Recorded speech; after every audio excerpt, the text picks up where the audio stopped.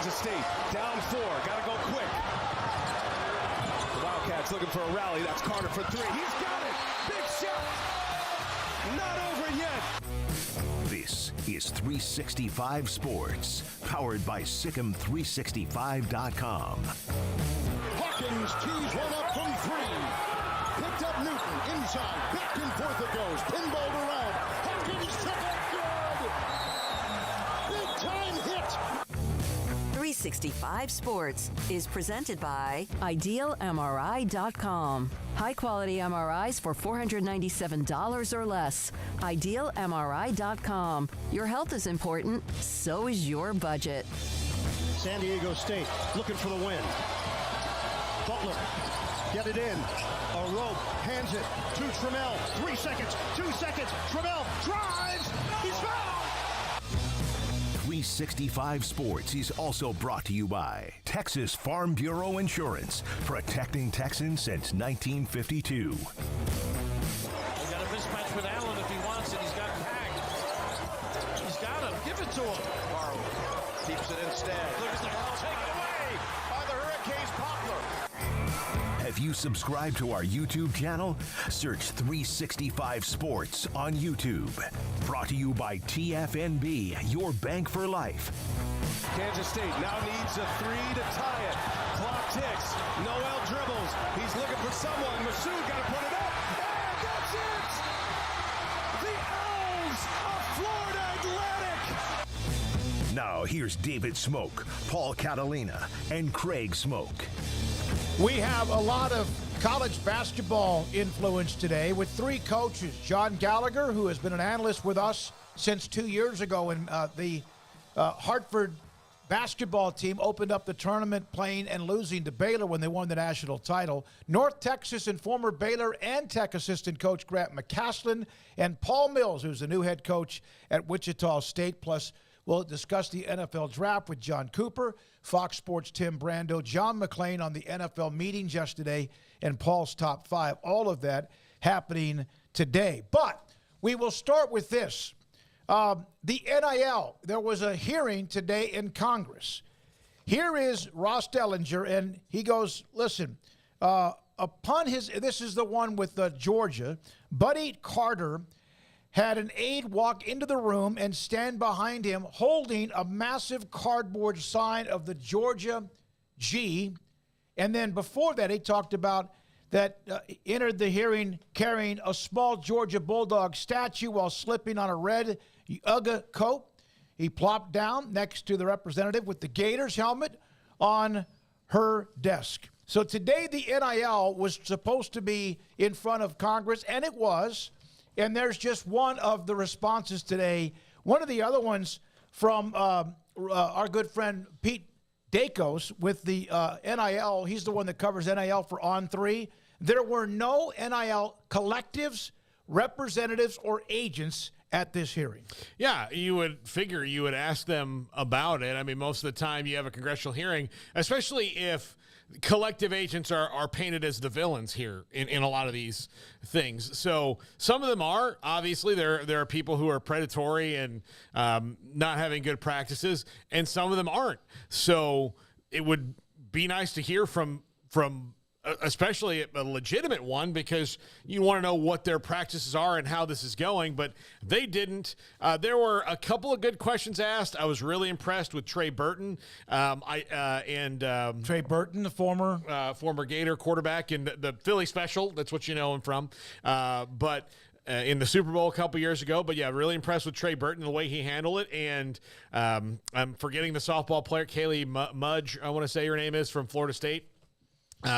She was really, really interested to hear from, and both of them were cautious about students becoming employees because it loses a bit of their, Trey Burton, you referred to it as IP, their individual property. And if they collectively bargain that, then there's going to be things that they could forfeit. They seem to like the setup as it is now, with some cleaning up needed to do. And then we heard from the College Football Players Association representative who thought that they needed to unionize. So you got to hear both sides of it. But it's interesting to hear to me that is not going to be as rubber stamped as something as we might think when it comes to name, image, and likeness and unionization, not every player is for it because of what it stands for, but most of it was a bunch of uninformed buffoons grandstanding and trying to, make it look like they care, and they had done no research on anything, and it was... One of those comments I saw was that you realize when you're in one of these is how much people don't know really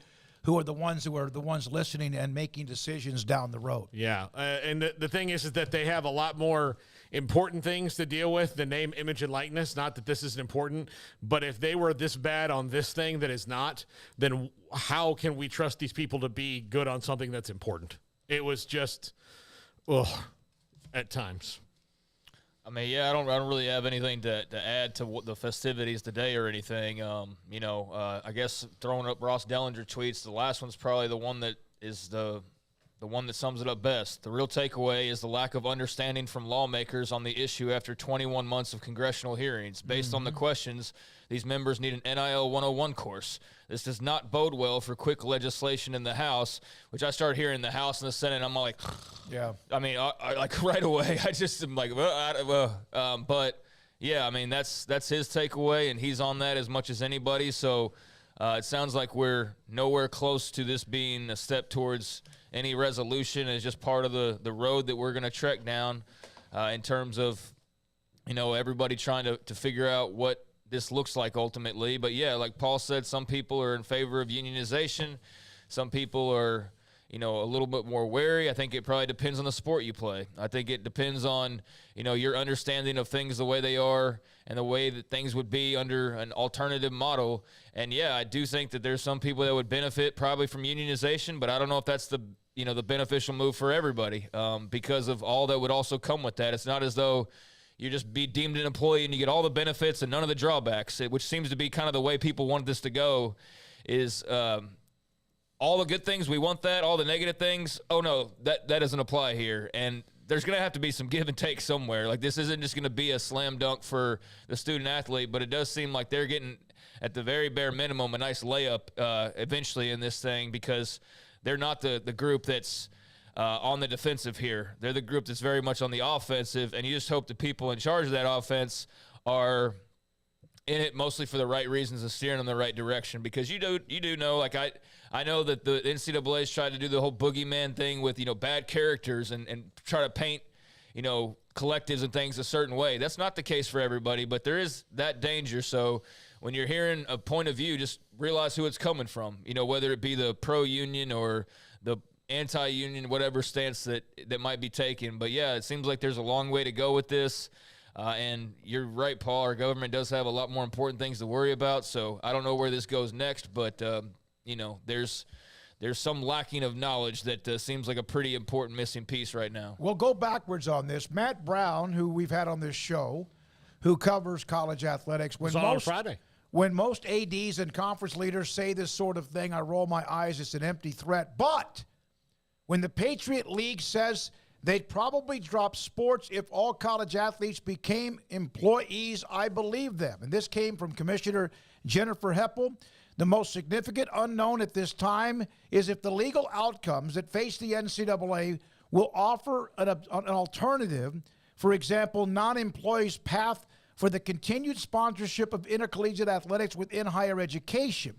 What she basically says is if it gets to that point, then they will absolutely have to look at the opportunity, or at least the option, of dropping some collegiate sports. Well, yeah, because not everybody can afford to have 1,000 new employees, and right. So that's the thing about it. One of the questions posed was in the hearing today was, how can football unionize and then softball not? Well, quite simply because football has money behind it and softball does not, so there are now different things. The football and men's basketball are on a business model that is different than the rest of the sports.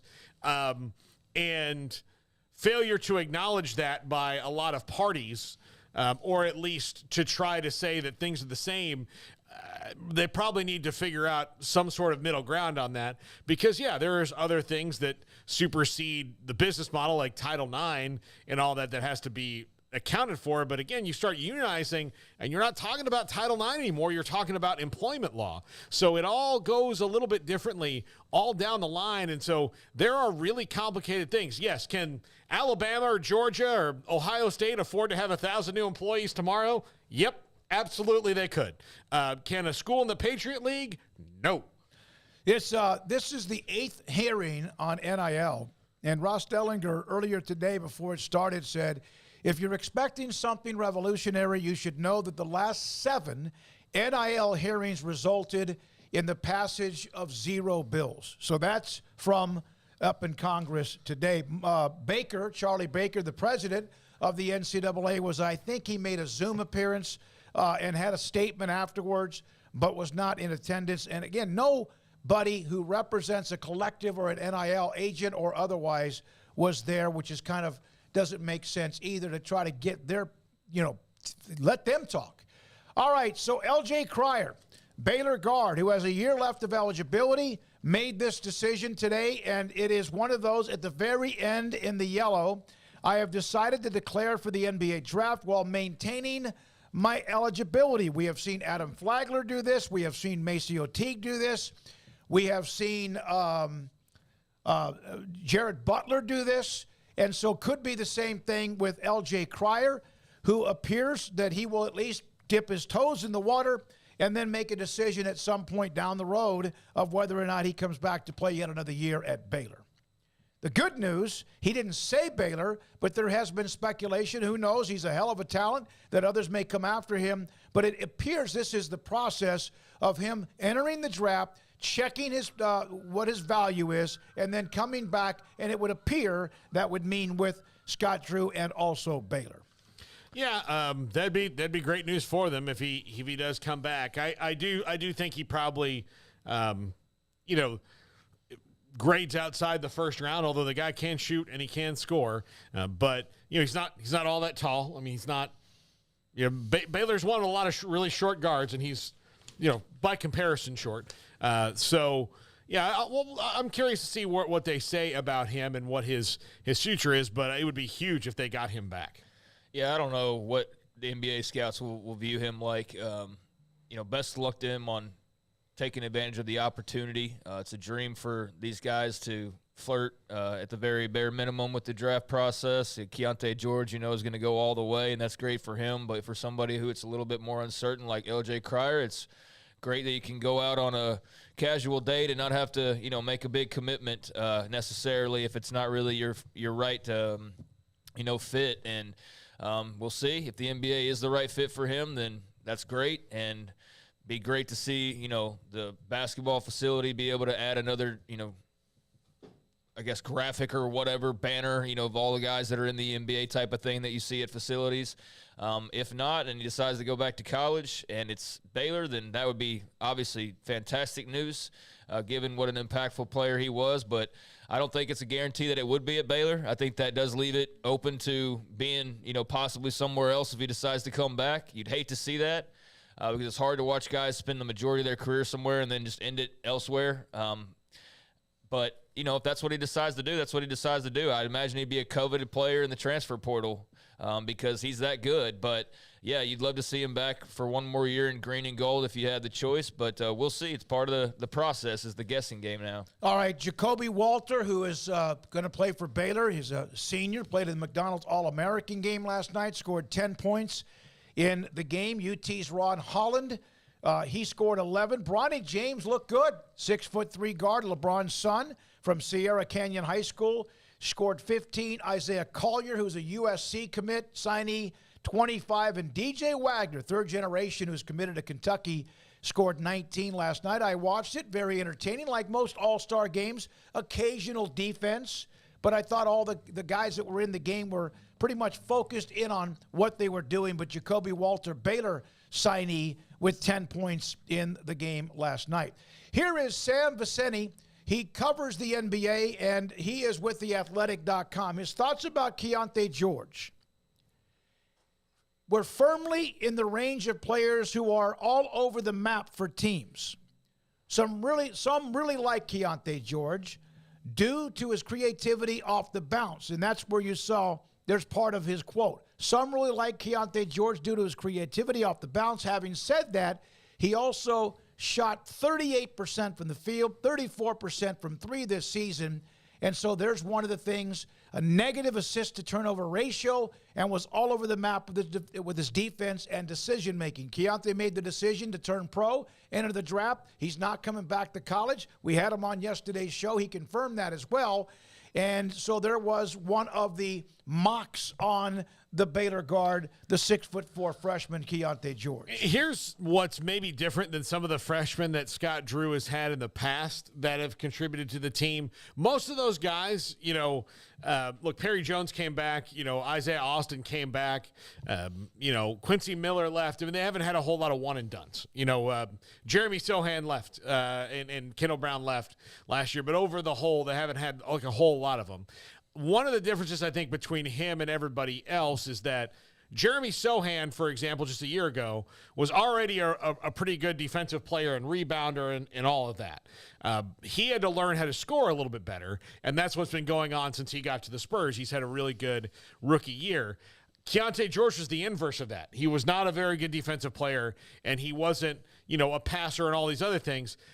Given time in the Scott Drew system, I'm sure – if he left after his junior year, those things might have been like, holy cow, this is pristine. Mm-hmm. But he was already a scorer. That's what he was really good at.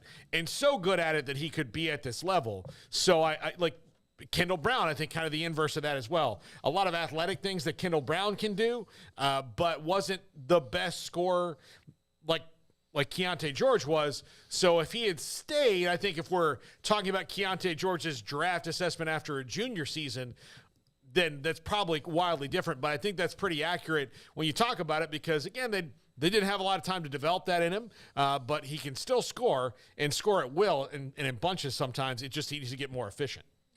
Yeah, I mean, it was pretty much writing on the wall he was going to be a one and done. I mean, that was pretty clear right from the very get-go, no matter how this season went. So it wasn't surprising to see him make that announcement and then confirm that, he's not going to bow out of that. And, yeah, I mean, with that comes the breakdown from analysts and coaches and, everybody that's now paying extra close attention to you because you're about to be a multi-million-dollar investment for somebody. So, yeah, I think that just summarizes exactly what we saw. He's a great offensive talent, and he's lacking in other areas of importance. But does that mean you're off limits to NBA guys? Nope. Absolutely not. I mean, you can score, and that's your best and biggest trait right now. So that will definitely be attractive to some folks. And, he's a lottery pick, it appears, or at least it's been portrayed that way for quite a while now. I don't see that really changing all that much, and I'm sure that, whoever lands him will place a priority or an emphasis on those holes in his game or those areas where he needs to get better. But, yeah, I mean, that offensive ability will be highly attractive to I'm sure, more than a couple of teams out there. But, yeah, he'll need to get better in his defense and in other ways as he progresses. And, that's just part of the journey and the NBA journey especially. You see a lot of guys come in that are a little green and have to adjust and morph. And I'm sure Keyonte, with his work ethic and focus and all that, will be able to do that as well. Just take a little bit of time for him. What a year it has been in basketball for Conference USA. You have Florida Atlantic, who's in the Final Four. They won the regular season title, 35-3 right now with their record entering the Final Four in Houston. And then you have North Texas and UAB playing for the NIT title. The Conference USA men's basketball teams in the postseason are a combined 17-1, with two of them playing for the NIT title. Grant McCasland, former Baylor and Texas Tech assistant, he'll join us today in about 30 minutes. And also UAB, who last night beat Utah Valley, whose coach Mark Madsen is headed to California, the former Stanford basketball player who will take the job at Cal. 17-1, what a run it's been across the board for Conference USA. Yeah, and, Coach McCaslin is going to join us here in a second. But, yeah, Florida Atlantic to me is still one of the most bizarre, crazy stories in sports. Was it Stony Brook in the College World Series a couple years ago? Yeah. It feels a little bit like that to me in that, Florida Atlantic was a commuter school. I mean, there was, they had everything you wanted or needed, but it wasn't somewhere where you'd really thought about all that much. And especially when it comes to basketball. And now here they are in the Final Four. I mean, just blows my mind. Well, we've had a couple of different people who cover them who have been on the show, and it's been unbelievable in Boca Raton, Florida. So a pretty good run, Grant McCasland, whose name has been connected to Texas Tech. At least they'll have to wait another day or two. He'll join us today at 3:45 after we talk to Manhattan's new head coach, John Gallagher, the former coach at Hartford, has officially been named the head coach at Manhattan, and he'll join us here in about 10 minutes. We're happy for both of them. And not all of everybody in Manhattan is thrilled with this decision. There's a lot that wanted the Rashawn Storrs, the assistant coach, to be the next head coach at Manhattan. So we'll talk with John Gallagher today here in a little bit about the decision for them to hire him. One final thing. Here is a billboard the LSU women's basketball program put up. This is that one looks like it's just on the southern part of the city of Dallas, where they'll have the Final Four this weekend in Arlington. But also be on the lookout for billboards in Dallas and Waco. And there is one just on I-35, I think just south of Baylor, on I-35 with LSU and their women's basketball program with longtime former Baylor women's coach Kim Mulkey also on the billboard. Absolute pettiness to put it here in Waco. In Dallas, it makes sense. That's where the Final Four is. That's where they're going to recruit a lot more. I doubt that Kim Mulkey ever comes to Waco for a player at LSU. She rarely did when she was here at Baylor. She had some. But Brittany Griner, Odyssey Sims, Nia Johnson. I can go on and on. They're not all from Waco. He had the guard from La Vega. Yeah. It was really good. Yeah. Okay. So one in Juicy Landrum. Yes. Yeah. Juicy Landrum in like 20 years of her being here almost. And so for her to put up a billboard, it's just about being spiteful and petty with Baylor for what happened, as if she had nothing to do with it. So, yeah, I can't believe it, but it's just silly. You know, it's interesting. Yesterday we had Mac Rhodes on the show. Mac, of course, and Dr. Livingstone and Baylor had to make the decision when Kim wanted to look at LSU and had the opportunity to go to LSU. We asked him about her being in the Final Four yesterday, and the answer he gave us was, I thought, nothing but like professionalism and class. And then the next day there's a billboard on I-35, and that's part of that edge of always trying to use the disrespect card to fire you up. And that's what she's done. That's what she did in Waco with Baylor as well. But to have it in Waco, someone said, whose idea was it? Lamar Billboards is owned by, I think, an LSU alum. But no matter. We know who the decision was. It was there. I wanted to put it up. It's a story. God bless them. Good luck against Virginia Tech in the Final Four up in Dallas and Fort Worth. But I thought that was that a surprise? In no way, shape, or form. Not a surprise. As Brian Etheridge, one of our owners, said earlier today on his Twitter feed, narcissistic and petty. And everyone can have their own opinion on it, but that billboard is on 35 in Waco and also the billboard up in Dallas. And LSU does that when they go to bowl games or play for a championship, but the one in Waco obviously caught some people's attention. All right, when we come back, we're going to hear from the new head coach, the basketball coach at Manhattan, John Gallagher, who's been on this show from 2 years ago when Hartford played Baylor in the opening round of when Baylor won the national title. He has broken down the tournament for us the last 3 years, including the last couple of weeks. And now the job at Manhattan is his. He's next, then Grant McCasland. Later on, Paul Mills. And this of Wichita State is 365 Sports. Ideal MRI in the Central Texas marketplace, just on the southern part of Waco off I-35. Dr. Rob Maxey and his staff, his partners, have done a phenomenal job of doing something for you, the customer or the patient, better put it that way. If you have a muscle or a ligament that your doctor's very concerned about and they want an MRI, Ideal MRI in Waco can get that for you with their state-of-the-art technology MRI machine that's as good as anything you can find. And also, what's even more impressive is the cost is only $497 every single time, and sometimes less. And they will help you file insurance, so you might even get more off of that than just the $497. Just to make sure you understand, it's not $497 and the next time $1,500. The average MRI is $1,100. It is never more than $497 at idealmri.com. During Ram Truck Month, shop the greatest selection of new inventory in Central Texas at Allen Samuels. Ram trucks have all the quality for work or play, with impressive towing capabilities, heavy-duty payload capacity, smooth ride, and a luxury feel interior design. If you're looking for a truck that can do it all, come see the possibilities of a Ram truck. And if we don't have exactly what you want in stock, we can help you build the custom car, truck, SUV, or van of your dreams. Shop Allen Samuels, DCJ.com, or come in to see us today at Allen Samuels in Waco. Do you or your kids get nervous about going to the dentist? Stonewood Dental, Dr. Steve Childress, he can help. I've spent a career taking care of patients who as children had bad experiences, and now they're adults that hate going to the dentist. If I get a kid at 3 years old and they come every 6 months and it's a happy experience, it's normal for them. Now they have an accident at 6 or 7 or 8 at school. Now they have a broken tooth or a trauma, and they have to come here. They're used to lights, they're used to water in their mouth, they're used to experience, they already trust us. It's amazing what we can do with that kid without it being a negative thing.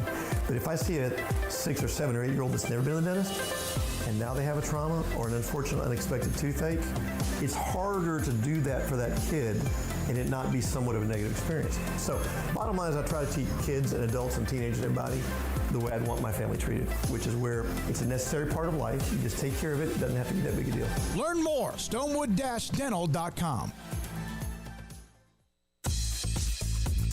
Baylor Scott & White Southwest Sports Medicine and Orthopedics, the team physicians for Baylor Athletics, diagnosing and treating all sports-related injuries, including concussions. These specialists also provide orthopedic services for athletes and non-athletes alike, whether it's knee or shoulder pain, a wrist injury, orthopedic spine care, and even an arthritis and total joint clinic. Trust the doctors Baylor Athletics trust. Baylor Scott & White Southwest Sports Medicine and Orthopedics wants to get you back in the game.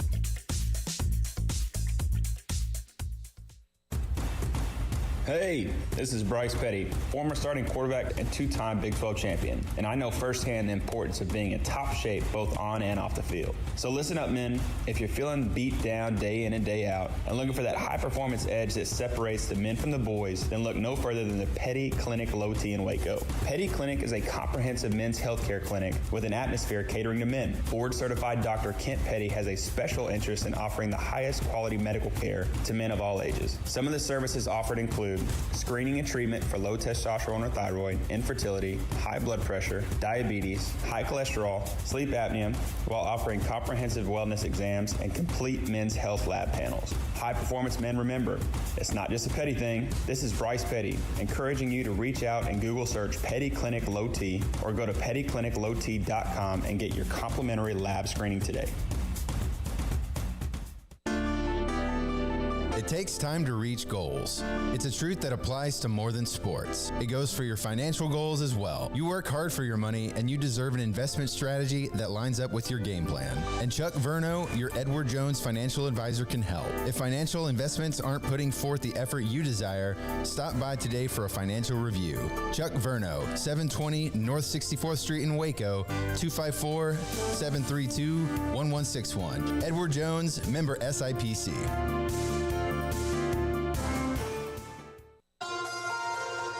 Waco Regional Tennis and Fitness on Lakeshore Drive is premier, elite, life-changing experience where you can change your mind, body, and soul. Waco Regional Tennis and Fitness offers over 40 group exercise classes each week, including boot camp, indoor cycling, and more. If you haven't been there in quite some time, you're missing out on the improvements for our members. New flooring in the weight room and locker rooms, new paint and mirrors added in the weight room and group exercise room, with more new machines arriving over the next few months. New free weights, weight machines, TRX, rowing machines, stationary bikes, new treadmills, new elliptical machines on spacious weight room floor. Personal training with Christy London, Randall Corley, and Alex Botch, where you will be encouraged and motivated to grow. There's sauna, whirlpool, tanning bed, and kids club. The amenities are great. 16 tennis courts plus an 1,100-seat stadium court, 8 pickleball courts, youth and adult tennis and pickleball lessons.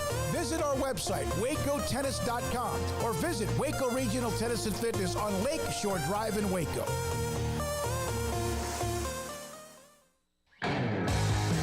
This is 365 Sports. The 3 o'clock hour is sponsored by Waco Custom Marketplace. Meats, sweets, Texas treats, and a cut above the rest. 425 Lake Air Drive, Waco. He is officially the head coach at Manhattan. John Gallagher, former Hartford coach, has been with us on the show back the last couple of years on the tournament.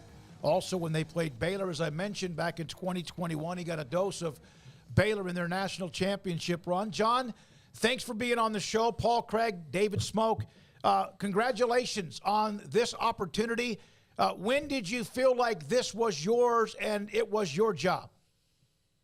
I felt like it was coming together probably Monday, after I met with the president. I felt I had a good shot at it. I thought, I've interviewed for a couple of these out there this year. And I think it was clear that Manhattan was really what I wanted because it really fits me, the tradition.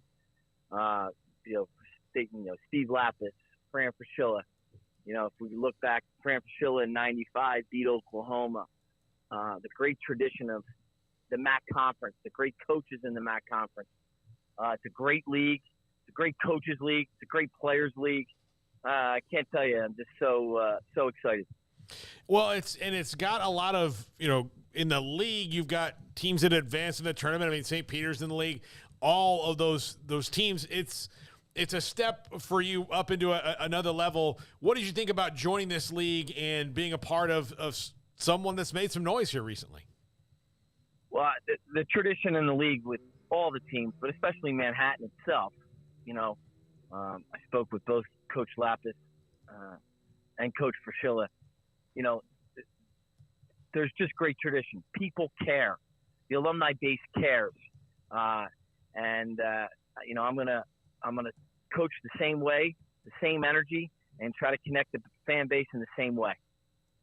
Coach, in your time away from being a head coach, I know not a super long period by any means, but how has that helped shape you, change you as both a person, as a coach? What has kind of been the learning process in figuring yourself out and figuring out your future over these last few months? It became clear just watching the game, 10 games a day,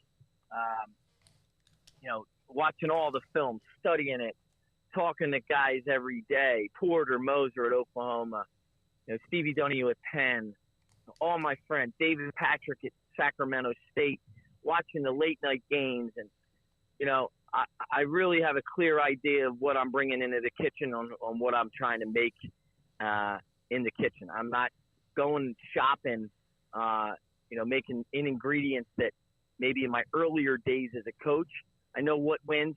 Shot selection's a huge thing I studied this year. How we're going to defend. If you look at our teams, one of our team was number 1 in the country at defending the 3. The other finished 8. There's certain things we did defensively that we emphasized. We got to continue to do that. But the thing that came clear to me is if you take poor shots, it puts your defense in such peril. John Gallagher, Manhattan, the Jaspers basketball coach with us on 365 Sports. John, I would be remiss if I didn't bring this up. I've seen some reaction to me putting up that you were going to join us on the show after the Manhattan Twitter account that said you were the new head coach, and there does seem to be some mending that you might have to have there. Rashawn Storrs, the assistant coach, was obviously a popular figure. What have you thought about how you will make sure everybody is a part of this program?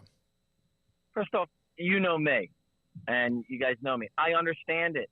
Guess what? There's a healing process. He was a great player. He's a great person. He did a good job. I get it. There's no, I have great respect for him. And, I called Steve Masiello. I have great respect for Steve. He did a great job there. Basketball's hard. We're in this coaching community. We must, there's no me versus you. There's only one team, and that's coaches for coaches. So I get it. I understand it. I'm just happy to be the basketball coach in Manhattan. We're going to recruit great players, and we're going to represent the university in the right way. There's one thing for certain. The history has not been very consistent. There was the NCAA Sweet 16 in the late 50s. There have been handfuls of tournament appearances, the most recent back-to-back in 14 and 15. What do you think, or what have you been told by others that might have been lacking? Well, here's the thing. It's in the best city in the world. This is a relationship job. You gotta get guys that understand what a Manhattan is. You come for the people, not coming for the bells and whistles. And that's what Fran Fraschilla told me. And Fran told me, look, you gotta recruit it hard. You gotta hit the portal hard. You gotta know what Manhattan is. And, the LaSallian way, it dates back with my father back in, 1969 when he graduated from high school with the Christian Brothers. There's a certain way. I feel comfortable in it. I'm excited about it. And to everybody out there in the fan base, I love Manhattan, and I'm just so excited to be your coach. How much, does it – I mean, you're a Northeastern guy. Yep. You're Delco, Philly, all that you were in Connecticut, and now that you have this base that where the fruit lies in that region as far as getting guys in the program. Yeah, I have 12 years of the experience. There's not, first off, I know what type of player will fit in Manhattan. I worked at LaSalle University for 5 years. Similar type of player we have to get. High level. If you're a starter in Manhattan, we feel like you can play anywhere in the country. And that's what we feel. So that's the guys we're going to recruit. And I think whether it's the New England prep schools, whether it's the Catholic schools in New York, we're going to be everywhere. And we got to find the right guy that fits Manhattan College. When will you call Scott Drew for a non-conference game against Baylor? Tomorrow when I get into Houston. Oh my Let's God. go, baby. Yeah, Let's go. Well, we have to do that. Does what we see at Florida Atlantic, what we see, and I know San Diego State and obviously Miami, large schools, and then what we see, of course, UConn right there in your backyard, and they've had the tremendous history, a younger version of a blue blood. But what we saw this year with the tournament, Princeton, et cetera, does that even give more hope and even more of an opportunity to dream at places like Manhattan? I met the team today, and I talked about dreaming. I did talk about dreaming. And I think one of the things that we all have to do is realize what an inspiration all those teams are. And that's how college basketball is different. And we're not college football, and we can do it. And we are in a place where we have to believe it to achieve it. If you don't believe it, you're never going to achieve it. So we're a program that's had great tradition, and we got to continue it. We're really going to have to work day and night and tirelessly to get it done. So now that you're a New Yorker, do you have well thought out, positions on pizza so that you don't fall into the trap that so many others have before? I'll do. I'll find out what the best places are. You gotta be careful. Look, it undid the mayor there. Ate it with a knife and fork. You don't want to be there, Coach. No, I can't do that. So we'll figure that out. That's something that is probably the top of my list. John, you mentioned you talked to the team. What was the reaction from them? I thought they were great. And, we're going to have individual meetings next week, and we got to dive into it. We got to figure out.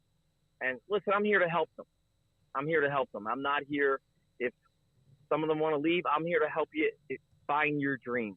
That's what I'm here to facilitate your dreams. And I would love for everybody to stay.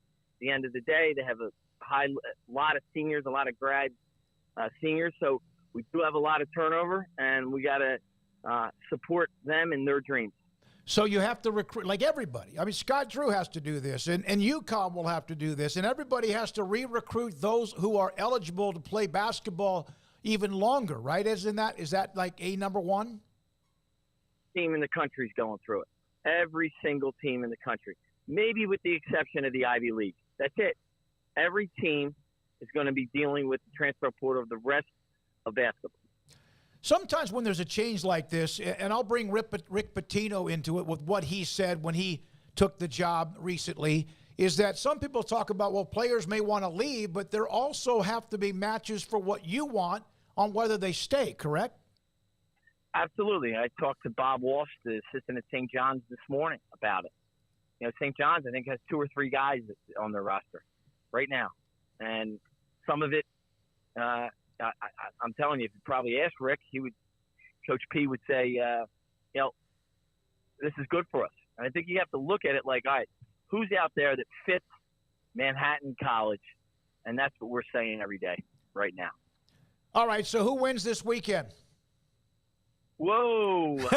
I just think UConn right now is firing on all cylinders. Danny has them ready. I ran into Danny the other night. I was picking my daughter up at soccer, and his favorite restaurant, I saw him there. So we were talking about it, and I in January, they had a 5-game losing streak, and I went on a podcast and said they're going to make the Final Four. So I was teasing him that he made me look really good. And I just think they're the team right now.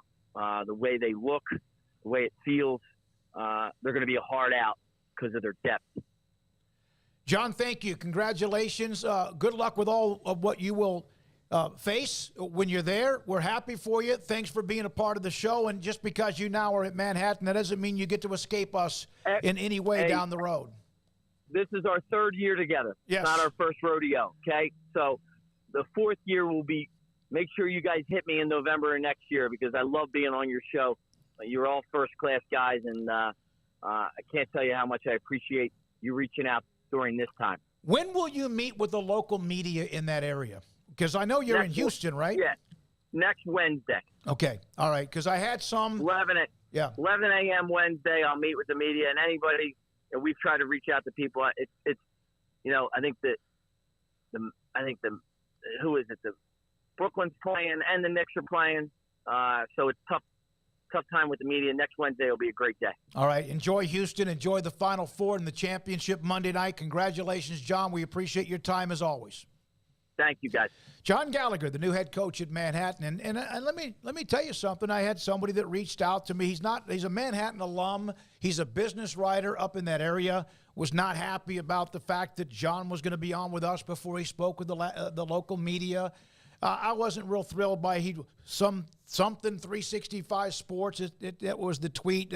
That was a little bit. That's not like we're just doing our job. We've known him for 3 years, and it's up to Manhattan how they want to handle when John Gallagher's available. The 6th Borough is a Twitter feed that wanted to listen to and watch the interview and said, I don't want some positive spin on this blank hire.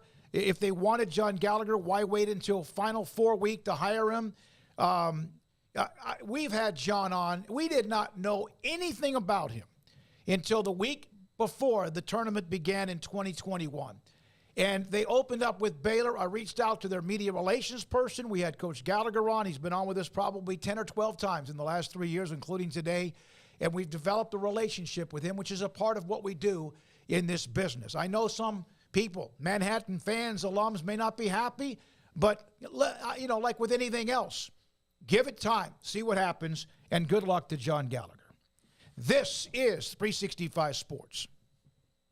Richard Carr, Buick GMC Cadillac, they are the people that you can count on, not only for great deals on new vehicles, also pre-owned vehicles, and also just when it comes to the service of your car. Donnie and the good folks over at Richard Carr have been a godsend for me on a couple of different occasions when it comes to having been in some fender benders, a couple of wrecks, and you wouldn't be able to tell by looking at the exterior of my vehicle because they've done a fantastic job. And right now they've got Texas size selection back at Richard Carr, over 150 vehicles on the road, ready to drive home today. That includes dozens of Sierra trucks on the lot right now. It also includes luxurious 2023 Buick Envision SUVs. They've got great deals and pricing on those vehicles right now. You can go over to the dealership, give them a phone call, or look over on the website and get more clarity on exactly what's being offered. But if you're in the market for a new truck, new SUV, take a look at those Sierras and also Buick Envisions. And if you are looking to go more of the pre-owned route, well, they have dozens of cars and trucks in stock, many under $20,000, and they're all thoroughly inspected, ready to finance and ready to drive off the lot today for almost any credit rating. Perhaps you just want to get your vehicle taken care of. Well, that's another option that they can handle with ease and handle with professionalism and handle in a short amount of time to get you back on the road quickly. If you want to drive your car or truck a little while longer, get your car serviced over at Richard Carr. Go to the website, richardcarr.com, to see their service specials and to set an appointment for quick and reliable work. For 23 years in Central Texas, they have been the people that have built a reputation as the ones you can count on for your automotive needs. Log on to richardcarr.com today. Call now or go see them now. Off Highway 6 at the Imperial exit. The future's bright. The time is now. College is what you make it. It's a late-night pizza run and all-nighters coding a new project. It's having big dreams and making them a reality. It's a professor who knows your name and your story. It's preparation for your future, your calling, your life. And at Baylor, it's even more. Baylor, where lights shine bright. Stepping into a new pair of boots is great, but stepping into the boots of a U.S. Army officer can also add confidence and leadership skills to your son or daughter's career path. There are more than 150 occupational specialties to help them find the best fit for their future. See all the things your son or daughter can achieve in our boots at GoArmy.com. U.S. Army Waco Recruiting Company, 254-598-8131 or 254-776-1543. Let Camille Johnson Realtors guide you seamlessly through the process of buying your dream home or selling your current one. Commercial, farm and ranch, or residential, Camille Johnson Realtors can smoothly and successfully lead you through any transaction. With a team of 28 experienced agents who are excited about serving you, Camille Johnson Realtors services the entire greater Waco area. If you're in the market to buy or sell, contact Camille Johnson Realtors, 104 Midway Center in Woodway, or find them online at www.camillejohnson.com. Camille Johnson Realtors, elegant, charming, warm. Welcome home. Pizza, burgers, and Bears football. There's no place around Waco that serves them all other than Bubba's 33. Come show your green and gold and enjoy some of Waco's best food and beverages while watching your favorite team, the Bears. When real Bears fans get hungry, Bubba's 33 is the #1 spot for ice-cold drinks, hand-stretched, stone-baked pizzas, and bacon-infused burgers. Join us for indoor or patio dining. Bubba's 33, Waco's restaurant and proud supporter of Baylor Bears football. Sick 'em, Bears. At Ideal MRI, we feel blessed to be a part of the Waco community. We're a small family business right here in Central Texas, and our goal is to bring down the cost of healthcare while maintaining high quality. At times like this, the cost of healthcare has never been more important, and unfortunately, significant illnesses and injuries still occur. That's why Ideal MRI is open and here to serve you through the difficult time. We offer premium MRIs just like a hospital with state-of-the-art technology and specialists, but you'll pay less. Sometimes thousands of dollars less, whether you're using insurance or not. At Ideal MRI, we accept most insurance and there are no hidden costs, even offering financing if that's needed. Everything included in the price, and you'll not get something as a surprise in the mail later on. If you need an MRI, ask your doctor about Ideal MRI. They'll know. You can schedule an appointment safely from home online in minutes at idealmri.com or give us a call, 833-IDEAL-MRI, idealmri.com. There are 26 letters in the alphabet, over 600,000 words in the dictionary, and just 3 of them said together can change everything. Let's order pizza. Those 3 words lead to dough made from scratch and 3 fresh signature cheeses that blanket golden crust in a heavenly melt on Marco's Pizza that'll blow your mind. So visit marcos.com to order and stop by Marco's Pizza in Belmead, China Spring, Woodway, and in Robinson. Marco's. Pizza lovers get it.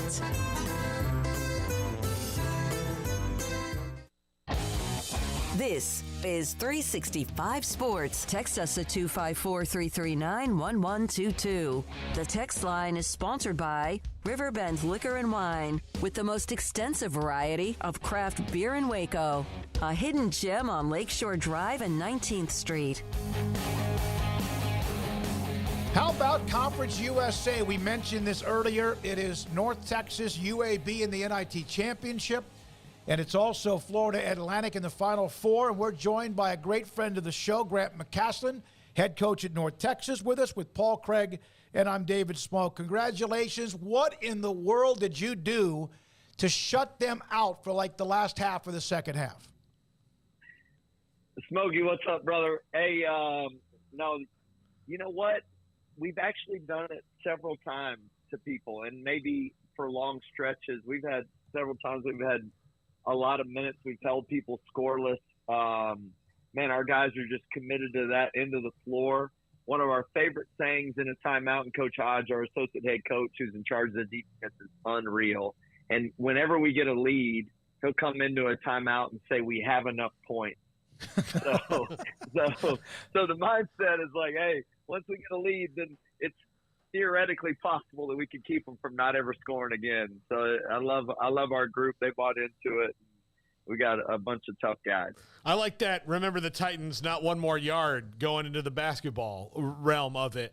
Grant, you are one of the many now branches on the Scott Drew coaching tree. Is there a competition between all you guys now with who can have the best postseason? Because it's been a wild ride for all of you.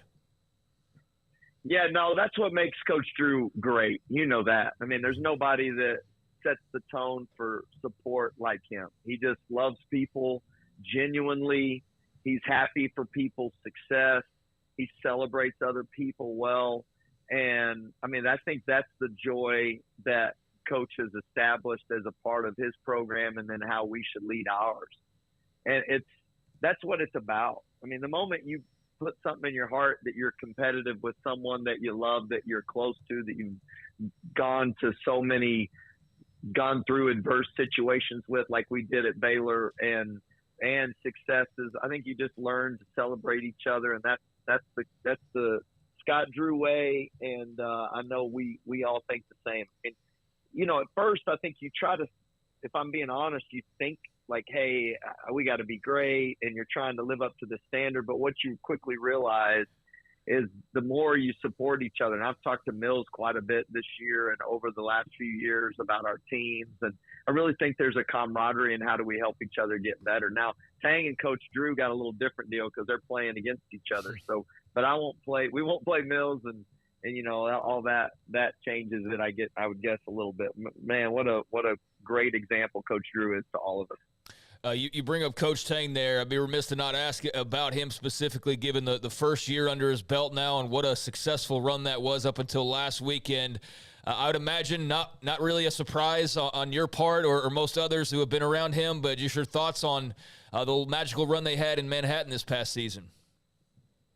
Yeah, no surprise at all. I mean, zero. And I have text messages to back it up from people that were calling me and asking me for a recommendation. I mean, I believe it with all my heart. That's the thing that I don't think people can completely come to grips with. And I would tell people this. I'm like, Coach Mills is going to be a really good head coach, man. And Coach Tang is going to be a really good head coach.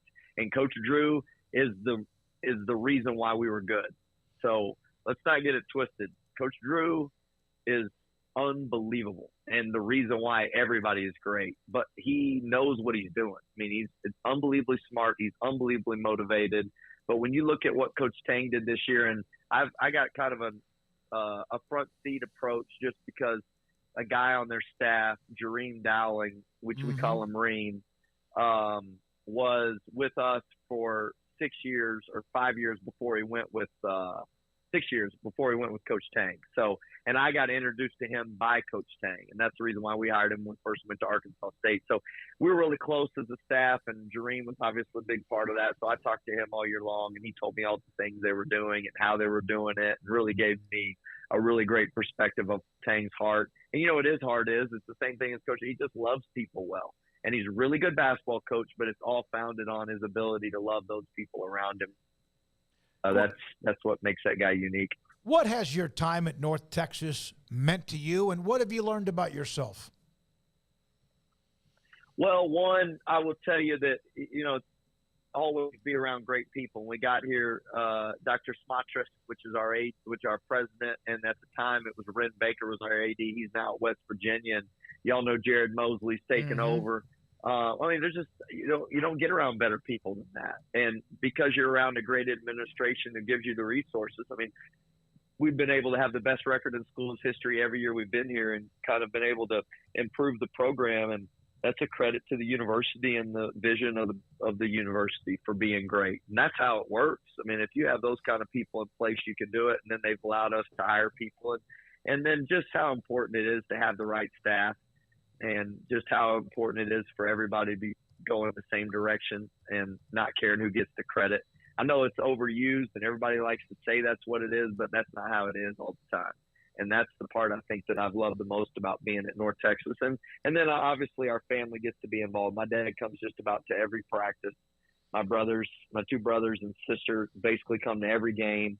My 4 kids my other family members come to more games than my kids do because they have too many activities they're involved in. But just a real blessing to be able to do it with people you love and with an administration that gets it. Does your dad give you notes? I'll tell you what he does. He's really encouraging, which I found, but he has pulled the dad card me on a couple times, and he's done it at the right time. And I'll tell you one story. There was a player named Thomas Bell, and we were playing at the ESPN event in Orlando in the preseason, and we lost to Kansas, and then we turned around and lost to Miami, and that was last year. And those 2 teams ended up playing each other in the Elite 8. So come to find out, it was actually 2 quality games, but we lost both of them, and we should have beat Miami. We thought Kansas was a little tougher game, and we were going into the Drake game. I was really hard on Thomas. And on the way home, my dad was there the entire weekend. He actually stayed in the hotel room with us, and he sent me a message, a long one of those text messages you got to keep scrolling through. And he just said, "Hey, I really think you were too hard on him, and I think you need to apologize to him." So sure enough, that was the first thing I did when I went back. I apologized to Thomas, told him how much I loved him, and he agreed that I was too hard on him, felt like we could do things better. And that's when we went on a run. I think we maybe won our last 17 games or something crazy like that, last 15. So went on a really good run, and that just goes to show you, I think it takes humility to be a dad that loves their kid well, but also I'm thankful because he was willing to say some things that maybe not a lot of people were willing to say, and it made a huge difference. What's in the water in Conference USA basketball? Man, I'll tell you what. You know what it is? I think there was a continuity with teams, and you know this, Smokey. The teams that are able to keep talent and have experience are the teams that win. I mean, everybody says you got to be older, but I think being older and having a team that's been together, you cannot replace that when it comes to winning because there's a respect for it. And when you look at the best team in our league, it's FAU, and FAU returned everybody. All of their guys that play were on their team last year. Now, all of them but one played. One of them, I think, was sitting out and didn't play. But everybody was on that roster, and we beat them at their place in a stretch that they could have won the conference championship. And they came back this season determined. They obviously have an unbelievable coach. Dusty May does a phenomenal job. He loves people well. He's kind of in that same cloth as Coach Drew and Coach Tang and Coach Mills, where they really care about people first, and it's evident in their success. But, you know, it's like that's what it takes. And I think our league has a lot of respect and enough resources to keep great talent. And it was ultra competitive. And I think we sharpened each other as the year went on and prepared us for postseason play. Are we just noticing it more because of coaches like Coach Drew and Coach May? And, I think of Jamie Chadwell in college football, and it's probably, Ted Lasso kind of coaches the nice guy, people first coaches that are out there now, because I do think that for a long time people kind of got fixated on guys like Bobby Knight, who was, tough as nails and all that. But are we seeing it more, or is it maybe more of a renaissance for that kind of coaching? Great question. I think that's probably, I think I'll tell you what it is. I think it's people being genuine to who they are and what their real heart is. I think there was just a time where everybody felt like this is what you had to be like if you were a coach, and maybe it wasn't true to who they really were, and they're able to find ways to motivate and love people in a way that's genuine. And I think that's what those guys do to me. And And that's what Dusty did. I mean, I've seen Dusty get fired up now. I've seen Coach Drew get fired up too. Y'all know that. I mean, he's got a way to him that when he's determined to do something, he is not going to be told no. And the work ethic behind that, I think, is what separates those guys. And Dusty's work ethic is unbelievable, and Coach Drew's is second to none. I know no one like him. And Coach Tang's in that. I mean, like Coach Tang would be in the office at 2 a.m. with us, playing One Shining Moment. I'm like, dude, I want to go home. So I mean, that's what I'll tell you. There's a relentlessness to loving people that I think is genuine, and that's where it's not just, hey, you're going to do what I tell you to do because I'm the coach. I think those days are over. I think there's those shortcuts. Now there has to be like a depth to the relationships and people. It's not to say those people didn't have depth. I just know that I think there's a genuineness that's needed to coach these days. Well, you're going to play UAB. They won against Utah Valley last night. You've beaten two power, so-called. I hate that word, especially in men's basketball. That's been proven again this year. But you get a chance. You've beaten Oklahoma State, now Wisconsin. Your thoughts about the championship game with UAB? Yeah, we've had 3 really good games. The reason we lost that last one, we got down 22-2 to start it and cut it to 4 before the half and cut it to 2 late in that game. Just can't give them a big run to give ourselves a chance. We played some great basketball games. We had actually a crazy run of games where no one had won a game at home between our 2 programs. It was wild. I think it was like 3 straight road games for each team until we had won that last home game before the conference tournament. So just a very physical team that is great defensively and can score off their defense, but a phenomenal offensive rebounding team. They got a lot of weapons that can score, and they got Jelly Walker, who was a dynamic player who had one of his best games he's had against us of any player. And so really got our hands full defensively and rebounding, and we're going to have to do a better job defensive rebounding if we want to win tomorrow night. Grant, how much better are you now as a head coach than you were even back when you were at a junior college winning a national championship? Well, I'll tell you, a lot of the formula and the things that you believe in are the same. The grit, the fight, the competitiveness, the will to win, the hard practicing, the dedication to the details, all those things I think are translating. Where you find the ability to get better is utilizing your staff. And, in junior college, I drove the bus. I made sandwiches. You coached the team. And then afterwards, you set up the practice plan for bowling that you taught the next day. It's just so many things you do where now I think what you get better as you grow is being a head coach is more about how to utilize the strengths of all those people around you to give your team the best chance to be supported. And that's where I'll tell you I've been able to grow the most, because I've just been able to be around so many great people that have great talents, and that we can do it together and finding a way to build it together. What kind of sandwiches? Look, Coach, if this is a talent you have, I mean, recruiting is tough. If you can make a better sandwich than the next guy, you might have an edge. No, I got to be honest. It was replicated through mass assembly. It was PB&J, man. You just slap it on and keep going. Just go had some good PB&Js, man. Go get a bunch of boxes of Uncrustables. I just now learned about them recently. It's the greatest thing in the invention of food. Did your experience in the NIT with Coach Drew and Baylor help you with the experience this week and this year?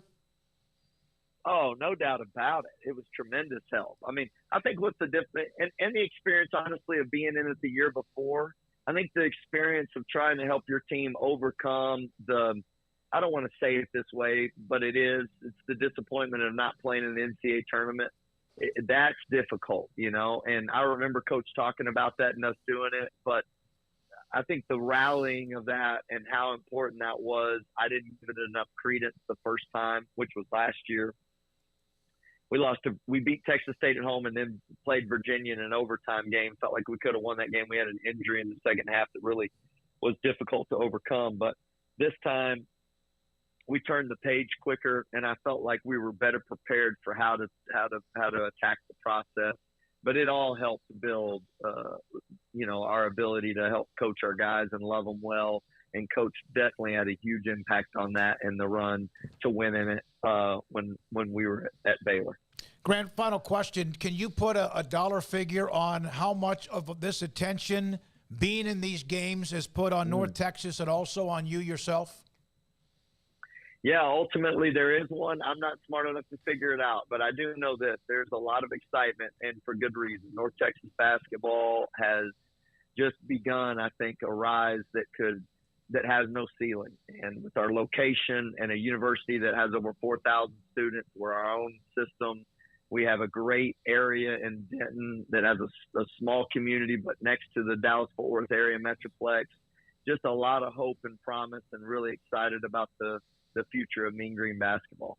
Thank you, Grant. Appreciate it as always. We appreciate it. Good luck on Thursday night against UAB. Ought to be a heck of a game, a great showcase for the programs and the Conference USA, as is the Final Four with Florida Atlantic. We do appreciate your time so much.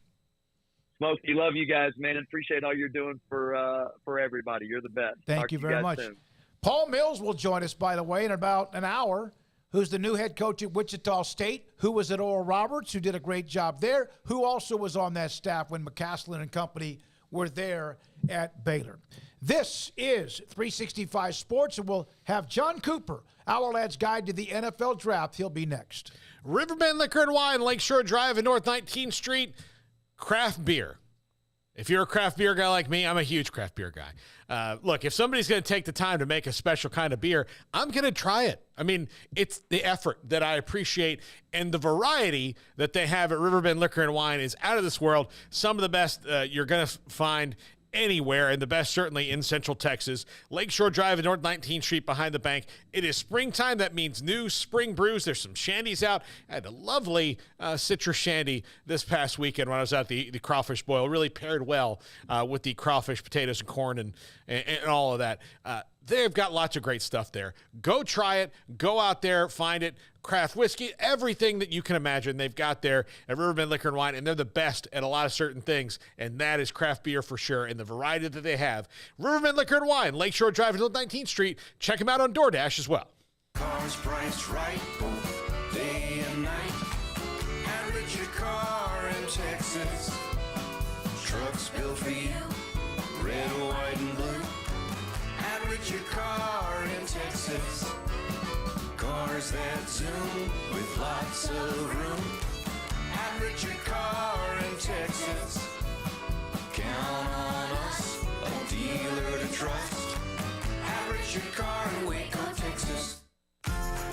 Automatic Chef Canteen is a full-service micro-market vending and office coffee provider with state-of-the-art vending equipment, a wide variety of products, and offering custom-fitted micro-market vending office coffee solutions for your employee break room. You want a full break room solution and a workplace oasis? Well, Automatic Chef Canteen, locally owned and operated for over 50 years in Central Texas, also includes in-house mechanics on call 24/7 for fast, reliable service and maintenance. Automatic Chef Canteen, 6900 Imperial Drive in Waco, or online at automaticchefcanteen.com. After my first car accident, I feared the biggest damage would be to my wallet. I expected a mountain of bills and a long, drawn-out process. But my Texas Farm Bureau insurance agent was there when I needed her and helped me get back on my feet and in my car in no time. Instead of a hassle, I got reassurance and a quick recovery.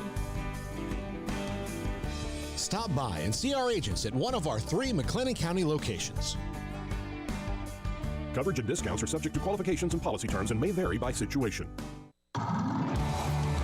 Waco Custom Marketplace is your hometown grocery store with a full-service butcher shop and bakery. Hi, this is David Smoak. The butcher shop can take your customized orders for seafood, pork, and poultry, and custom cut your favorite steaks from bacon-wrapped fillets to T-bone to bone-in ribeyes, cut specifically the way you want. They have Norwegian salmon fillets, catfish fillets, sliced ham or turkey and lunch meat, variety of cheese available, and several options of sausage links, fresh chicken breast or whole chickens, sliced bacon, pork chops, ground beef, marinated beef, and chicken fajitas, and always large briskets available, plus fresh vegetables. So the great product, customer service, and family tradition of the Bauer family continues at Waco Custom Marketplace, open Monday through Saturday, a full-service butcher shop and bakery available.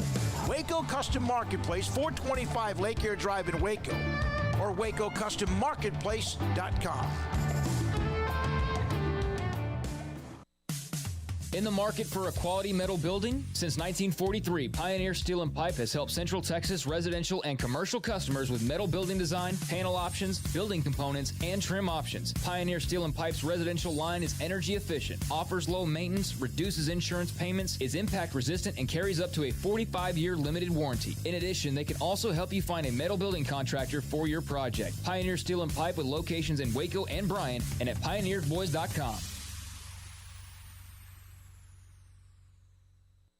TFNB Your Bank for Life is the official local bank of Baylor Athletics. Find out why more Central Texas are making TFNB their bank for life. Sign up for our Edge checking and savings accounts to earn interest or cash back. With 5 convenient locations and an award-winning mobile app, banking has never been easier. TFNB Your Bank for Life. Member FDIC. This is 365 Sports, powered by Sikkim365.com. The 4 o'clock hour is sponsored by Boozer's Jewelers, the wedding ring store, specializing in custom jewelry and repair, all in-house. Now here's David Smoak, Paul Catalina, and Craig Smoak. John Cooper, our go-to Outland's guide to the NFL draft on many things coming up, of course, not yet this month, but a month from now with the NFL draft on Wednesdays at 4 o'clock with Paul and Craig, and I'm David Smoak. John, thank you again for your time. Does the Lamar Jackson story affect anything at the top of the first round of the draft? You know, not at this point. I think the only team I could see doing anything with him is Indianapolis.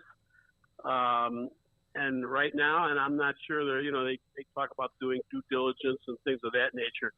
But other than that, I suppose if the Ravens want to make that trade and get that pick, Indianapolis's pick, and then that could possibly change things.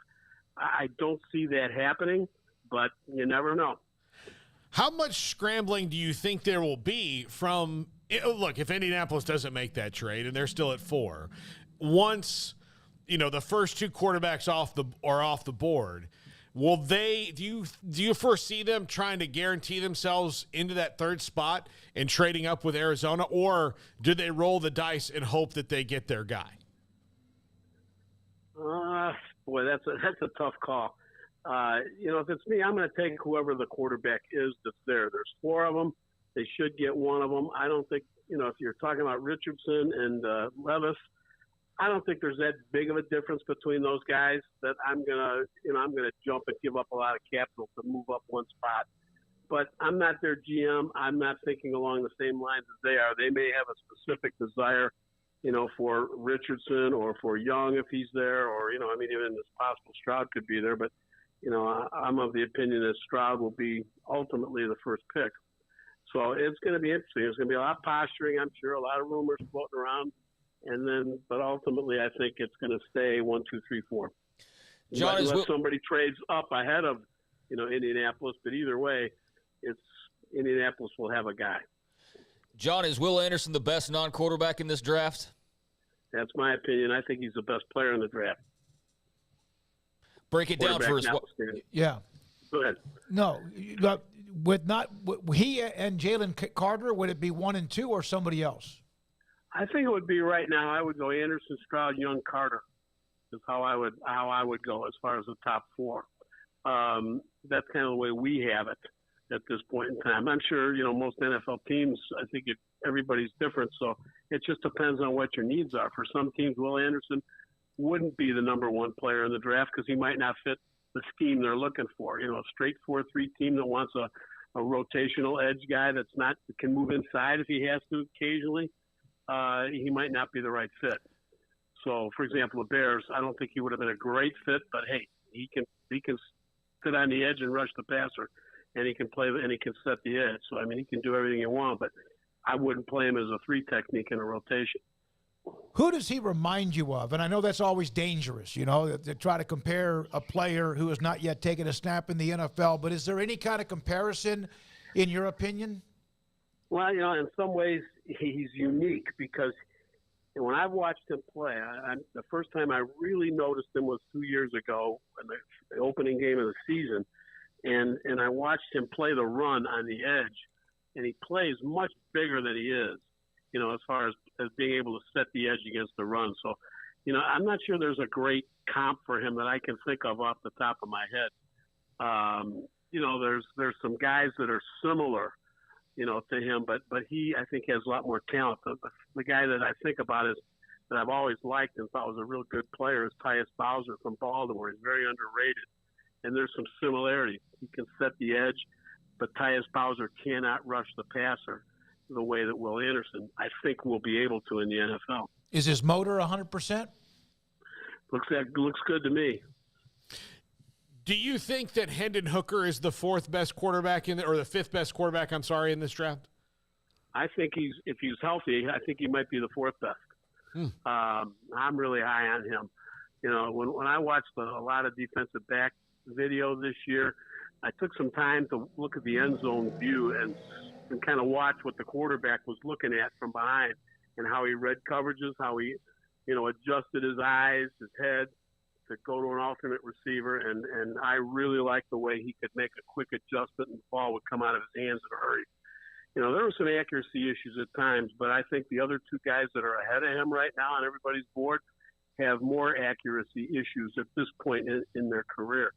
So I think a healthy Hendon Hooker, I think, might be the third best quarterback in this draft. So, quick follow-up. So, say Tennessee, who's got the 41st pick in the draft, mm-hmm. Is that a good fit for them, seeing as Ryan Tannehill's on his an expiring deal, and they appear to be in a bit of a rebuild?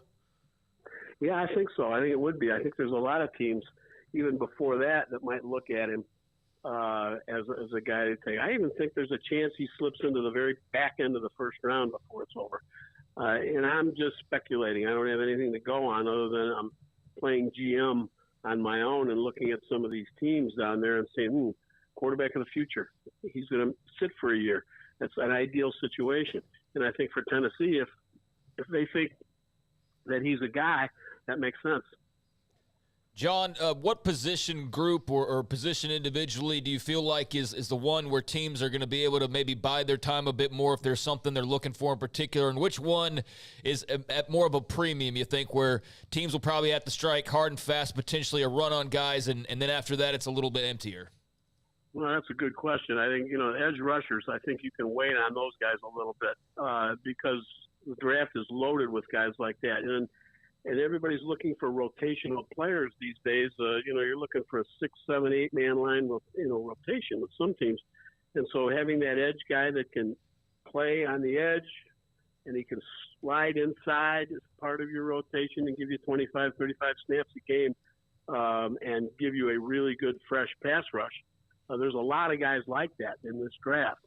So that's a position you can hold off. The offensive tackle position, I think there's some really good guys in the top of the draft and maybe even into the second round, possibly. But after that, it gets slim.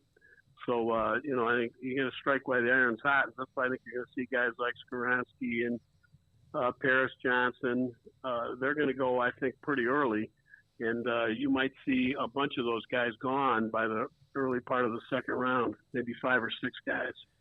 John, we're now a month away. There's boards, everybody. And if I asked you this before, I apologize. I think I asked this to a Cowboys analyst, but you have the boards. Everyone has their board. How many teams have a board with a name on it is of someone they will not draft, or do they put that name in red, or they just not include them at all? Yes, there are guys. There are guys like that. And I laugh because, I actually, back in the day when I was doing some, scouting work, and I sat in with, and with some NFL people, I sat in a board of an NFL team I won't mention, and they would have symbols that they would put on their board next to the guy. And so if the guy had drugs in his background, they had a picture of a syringe on his board, and wow. And for that particular team, that would eliminate that player. So yes, that there is some of that. Some teams absolutely will not touch a guy at quarterback that has a hand size below 9. I know of one team about 6 years ago, head coach of that team told me, Dan Schonk and I were talking to him. He says, hey, this is a quarterback you think is pretty good. Then he says his hand size is 8.75. We will never touch a kid like that at quarterback. So that was years ago, 7 years ago. But is that also kind of like Parcells had that deal about the number of, I guess, snaps or starts in college for a quarterback? Yeah, similar. There's a lot of things you can factor in. Character issues. Things that come up, and as far as their background, that they won't touch them. This guy's not going to fit with us in our community. With his background, we're not going to touch him. Could be the greatest player in the world, but there's, a lot of that stuff doesn't come out. We don't get access to it, so sometimes we get a big surprise when, how come this guy went in the 4th round when we had him as a first-round pick? It happens every year. And some of that security information that comes about the week of the draft shows some things that some teams just shy away from. They're willing to take a chance later on, but and the injury factor. There's medicals that show up. That's why supposedly Nakobe Dean dropped to the 3rd round last year. John, now that we're kind of weaving through these pro days, how much are you starting to see things move, especially for guys who didn't do much of the combine, like Israel Abanikanda from Pittsburgh, who I guess ran a 4.27 at his pro day today? Yeah, I didn't see that. But that's interesting. I'm going to have to take a look at that myself. We always kind of liked him, and that will probably help him, in terms of if anybody has a question on his speed. But I think they knew he was pretty fast, to begin with. So I'm not sure that's going to change much. With speed is important, but functional speed is more important. In other words, how it translates to how you play. So, you have to take a look at that. You can see the guy's fast when you watch him play, and so 4.27, might not be that much difference from 4.4 in terms of how it functions on the field. And we used to say that, sometimes 4.27 means you just get to the wrong place faster. So that's not the case with him, though. But, that stuff does factor in. It factors in that guys didn't work out. I'm disappointed in some guys I really wanted to see, what their workout was going to look like in a pro day, and they didn't work out. So that, and some teams that affects. That's going to not drop them off their board, but it might take them. Maybe they've got a pod of 5 or 6 edge rushers, and all of a sudden this one edge rusher didn't work out. Well, he's not somebody we're going to take in that pod. We'll take him later on, maybe, but not right now. That's my next question, and you kind of answered part of it. But if, in fact, you're a GM, personnel, whoever it is, coach, and you have, let's say, XYZ as a player, what is the most important criteria?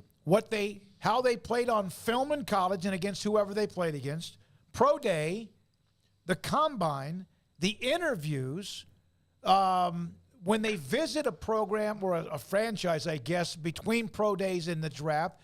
What is the kind of the priority, or is it just a mixed match of whoever we're talking about? I think it's a mixed match of who we're talking about. I think, and for some teams, and I've talked to a lot of people over the years, and for some teams, how you play, and for some scouts, how they play, what they do on film is more important than anything else. So that's more important. I mean, can you see this kid hustle? Does he have a good motor? Does he make plays? Can he get off blocks if he's a defensive player? Does he have agility in traffic if he's a running back? Maybe he doesn't have breakaway speed, but he's a guy that consistently can average 5 yards per carry because he can break tackles, or he's got really good agility, can make people miss. And he may not hit the home run in the open field, but he's a guy that can gain 180 yards a game for us. If he gets the carries, and we're going to win because of this kid. So how he plays is more important than the stopwatch, but yet all those things factor in because you can't for sure predict how a kid is going to translate to the NFL because the NFL is different. The windows are a lot tighter for quarterbacks. That getting to the edge is a lot harder for a running back because the speed of the secondary and the outside and the inside linebackers pursuing is better. So that speed does become important. A 5 flat 40 as a running back, no matter how good he plays, is going to be a red flag. And then of course character plays, has a lot to do with it. If the guy comes in and you don't believe he's going to work hard, you don't get the right answers, and you don't get a good feel for him in comparison with somebody else that's similar. For some players and the groups of players, it's a very slim margin between ability levels. And so some of those things, like, how they handle themselves in the interview, their poise or not poise, the kind of person they are, that can be the difference maker in guys that are similar.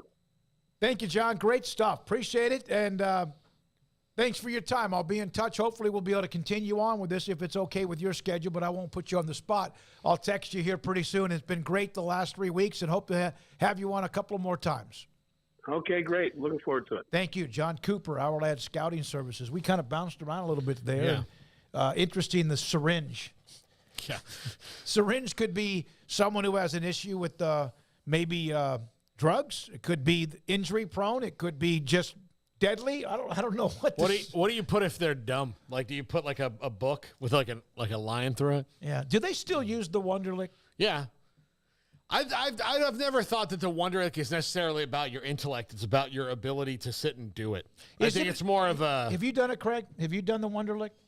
I think I might have taken it at one point in time, and I mean, we don't talk about it unless it's a bad one. Yeah, I think the last one I heard about was like Vince Young, like 20 years ago. I mean, otherwise you don't really hear about it unless somebody set a record one way or the other. But yeah, I've taken it. I don't recall though, like where I fell or anything. It was a long time ago. I was in a decent number, probably better than my ACT.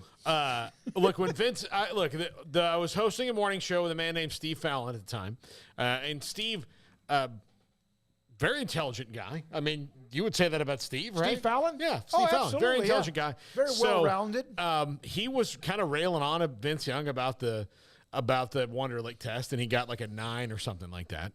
If that. And so we took, like, somebody at that time, I think it was probably Deadspin, posted the actual test that Vince Young took, and Steve got a 9. Because it's not part of it is not. And look, I was, I kind of, took part in kind of making fun until I looked at the test, and I did much better. But, if you start putting yourself in like some of these guys' shoes, they're like, why am I doing this? And I think that's more of the issue. I think a lot of the guys that don't do well on the Wonderlic test, it's not because you're not smart. It's just because you don't care, or you're not in the moment, or that kind of test in particular is designed to kind of throw some curves at you. Sebastian Janikowski at 9, you think he gives a damn? No. I mean, look, Sebastian Janikowski, and I know this from personally being in school with him at the same time, his whole thing is like, I see ball, I kick it. After game, we drink beer. And then go drink beer. By the way, Vince Young on this story that's on Bleacher Report, his first was a 6, and then he took it again, he got a 14. Yeah. So there might have been a lot more about that than it's one thing said. look at his career panned out. I mean, maybe there was something to that, but I don't worry about a kicker not being able to ace this quiz. I mean, does he have ice in his veins or does he not? And Sebastian Janikowski did. Reminds me of the Cardale Jones quote, "We ain't come here to play school." Yeah. I mean, when you talk about the Wonderlic, I mean, I do think there's some substance to it that you could probably take away some mental, notes from how somebody did with the timing of it, and how they divvied up the questions and answered those. I'm sure there's a reason that's beyond our just general discussion here of why it's helpful. But, yeah, it's not the end-all, be-all by any means. There's guys who are just naturally not going to be great test takers that are tremendous athletes, and guys who are the opposite, who are, great at it and are middle-of-the-road types of guys. But all of it comes together. I mean, your speed, your strength, your personality, your knowledge, I mean, all of that rolls up into one for – what you hope is the top prospect that you're getting. So, yeah, it just depends, I think. Yeah. Look, Janikowski, the rules didn't really apply to him in general anyway. Very famous. This last game. Did you ever drink a beer with him? No, I sat in the same bar, though, drinking beer while not even really, just watching him do it. Did you buy him a beer? I mean, I don't think I had to. Okay. Because there was a Ruby Tuesdays right by my dorm. And so one night, my friends and I are at Ruby Tuesdays, and Sebastian's in there with his girlfriend. And we were in there for about 2 hours, just kind of hanging out. And you weren't studying. And he was there the whole time we were. And they didn't bring him Like when the pitcher was half empty, they just brought him another pitcher. Yeah. And then he would just go and go and go. All right. But Bourbon Street, the night before the national championship game, he was out. And the media all saw him because that's what you do at the Sugar Bowl. Asked Bobby Bowden the next day, and he was like, who? What now? I don't know. What? I don't know. Speaking of beer, Garrett Ross, you're an LSU guy, right? I am. There's a student at LSU who's been charged with stealing $1,500 in beer from LSU's Tiger Stadium. Now, leave that up for a second, but one of the funniest, to me, responses was, wait a minute, what was the cost? Was it the actual cost of the beer or the beer and how much it cost once it's at a concession stand? Because that could mean less beer. Yeah. When did he do this? This kid may get a statue. Yeah, he should. He's been named chancellor. When did he do that? Was it? He's a 19-year-old. So this was like a couple nights ago? Yeah, stole several cases of beer, approximately with another group of men. We're just carrying the beer outside. It doesn't really give me a date here. Okay, so here's what I think happened. The story came out yesterday from Wilton Jackson. Okay, I'm going to guess that this was beer that was very poorly guarded, because I doubt that he's Mission Impossibling his way in to get this beer. I'm almost willing to bet that they walked by a concession stand or when they were in the stadium or saw someone dropping some off and then thought, man, that cart is out there for a really long time. Let's see what we can do. And then they just went and got it. Because I don't think there's any kind of I think guys you're already on giving radios. them too much credit. Yeah, I don't even know there's that much thinking involved. It's see beer, grab beer is probably, more along the ways of thinking. And I definitely don't think it happens sober. If I had to place my bet on it. But yeah, there's always isn't there one story a year about this? Somebody breaking into a stadium, whether it's beer or just taking selfies on the field or whatever the case may be. But that's a different kind of drunk, I assume. Drunk. He was arrested and charged after he and others were caught on video stealing beer Sunday morning from Tiger Stadium in Baton Rouge. He was the owner of a pickup truck. Campus police identified in the video. He and several other college-age males fled when officers arrived on the scene, showed the group loading the same cases into a black pickup truck from the surveillance video from earlier in the night. Yeah, that's the thing, too. I mean, you just got to be aware. Everything's on camera now at this point, especially a stadium like LSU's. You think they don't have that bad boy rigged up with cameras everywhere? You 20 years ago, you can get away with that. These days, I mean, I don't know where you go where you're not probably on camera at some stadium. So yeah, that was not the brightest idea, but again, I don't think that was really all that well thought out to begin with, most likely. All right, there we are with that. Something that all of us might have been hit with at some point when we were in college, huh? I mean, Dazed and Confused inspired everybody to go on the football field and drink beer as the high school career is coming to a close, right? Yeah, Garrett, I'm disappointed you would agree with that. I just didn't think of you as that kind of a kid. Hey, look, he's out there having a good time. I'm not going to knock it. $1,500 of beer good time. Hey, you got SEC you got to show the love. Exactly. Yeah, you got that SEC money. At least he was sharing it with other students, right? And here's the thing. What kind of beer was it like?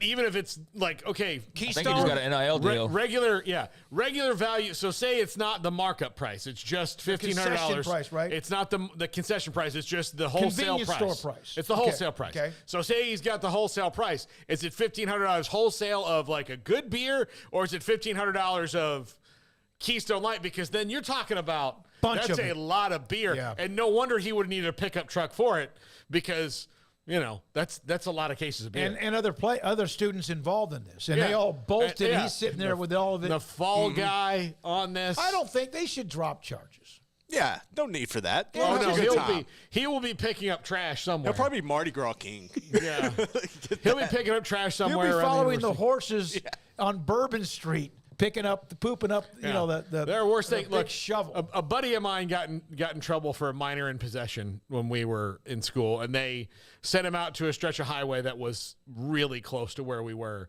And did I drive by and laugh at him several times? Yes. I was not there when it happened, so I wasn't like I was one of the people who let him get caught. But I've been there and seen basically what they do is you go and you say, okay, you got community service, and they're going to make you pick up garbage on the highway or something like that. That's what's going to happen to them. Yeah, they got the trash bags on their belt, and they got the things where you stick the pick up the trash. All right, we're not done. In about 20 minutes or less than that, actually, Paul Mills, who was a part of the Baylor staff with Scott Drew. We've had Paul on before, Oral Roberts, when they made their run 2 years ago. He's now at Wichita State with the Shockers. He'll join us. We still have Tim Brando, who's at the Final Four in Houston. In fact, landing, I think, maybe tomorrow. Maybe not there yet. He'll join us today at 5, and also John McLean to give us his inside view of the NFL owners' meetings in that Washington sale of what he expects. Next, Paul's Top 5. This is 365 Sports. Petty Clinic LowT.com can help you can help you feel better. If as you get older, there are some statistics that 1 out of every 3 men have symptomatic issues of low testosterone. The one that gets the most attention is your sex drive is not the same, or ED issues. But it also could be your sleep. You're not sleeping the same. It could be that you've gained some weight. That has something to do with your testosterone level being too low. You're just not focused. You're not quite there, and you just don't feel right. And there could be other things. Maybe you're just sick, or maybe you're depressed. But Dr. Kent Petty can find out whether or not it might be your testosterone levels, and if you're one of those 3 men who have those symptoms. PettyClinicLowT.com online. There's an email and phone number in the top left-hand corner. Contact them. Tell them I sent you. They will then set you up with an appointment to get your blood work. You'll go get the blood work, take care of that. They'll take care of it. And then when they get the results back, if, in fact, your testosterone levels are too low or level too low, they can put you in a program to increase it. PettyClinicLowT.com. With so many companies and policies out there, it gets so confusing shopping for insurance, and I never know if I'm getting the policy that's right for me. Luckily, I met the team at the Niche Group Insurance Agency. With the Niche Group, you can go to one company and get access to coverage options from many insurance carriers, and you get to speak to a real person about your specific coverage needs. With the Niche Group, I know I'm getting the right coverage at the right price. If you need insurance, talk to the experts at the Niche Group at 1-800-258-8302. Riverbend Liquor and Wine, Lakeshore Drive, North 19th Street, right behind the bank, is a hidden gem in Waco. If you're a fan of bourbon, especially local Texas bourbons, that's where you gotta go. Balcones, TX, Devil's River, whatever it is, they've got it. Riverbend Liquor and Wine, plus the best selection of craft beers in Waco, seasonally churned out throughout the year. Whether it's spring, summer, fall, or winter, Riverbend Liquor and Wine, best selection of craft beers, a speedy drive-through window, and excellent customer service. Find out more on Instagram or just go by and see them. Lakeshore Drive at North 19th Street behind the bank. How did Edward Jones become one of the biggest financial service companies in the world? By not acting that way. Financial strategies, one-on-one advice, it's a big difference. And that's why Brad Wilson, your Edward Jones financial advisor, makes sense of investing. Experience the difference for yourself. Brad Wilson, 250 Sharon Drive in Woodway, 254-776-4337. Edward Jones, member SIPC.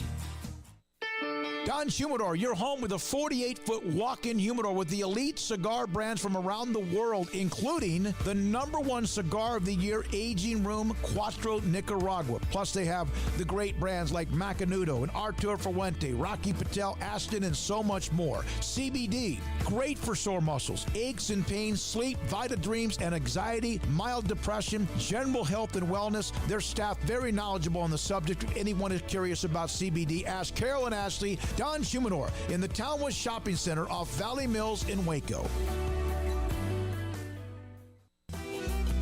Shorty's Pizza Shack at 12th and Bagby is a homegrown, locally owned pizza place that's out of this world. Everything from the dough, the sauce, the sausage topping is made fresh in-house. Not to mention the amazing pizza pillows, the chicken wings are to die for. Try the Sikkim sauce, chili cheese fries, or tots, plus great specials on food and drink every single day. Shorty's is also the perfect spot to watch the game with your friends. Shorty's Pizza Shack at 12th and Bagby. Tell them Paul sent you by.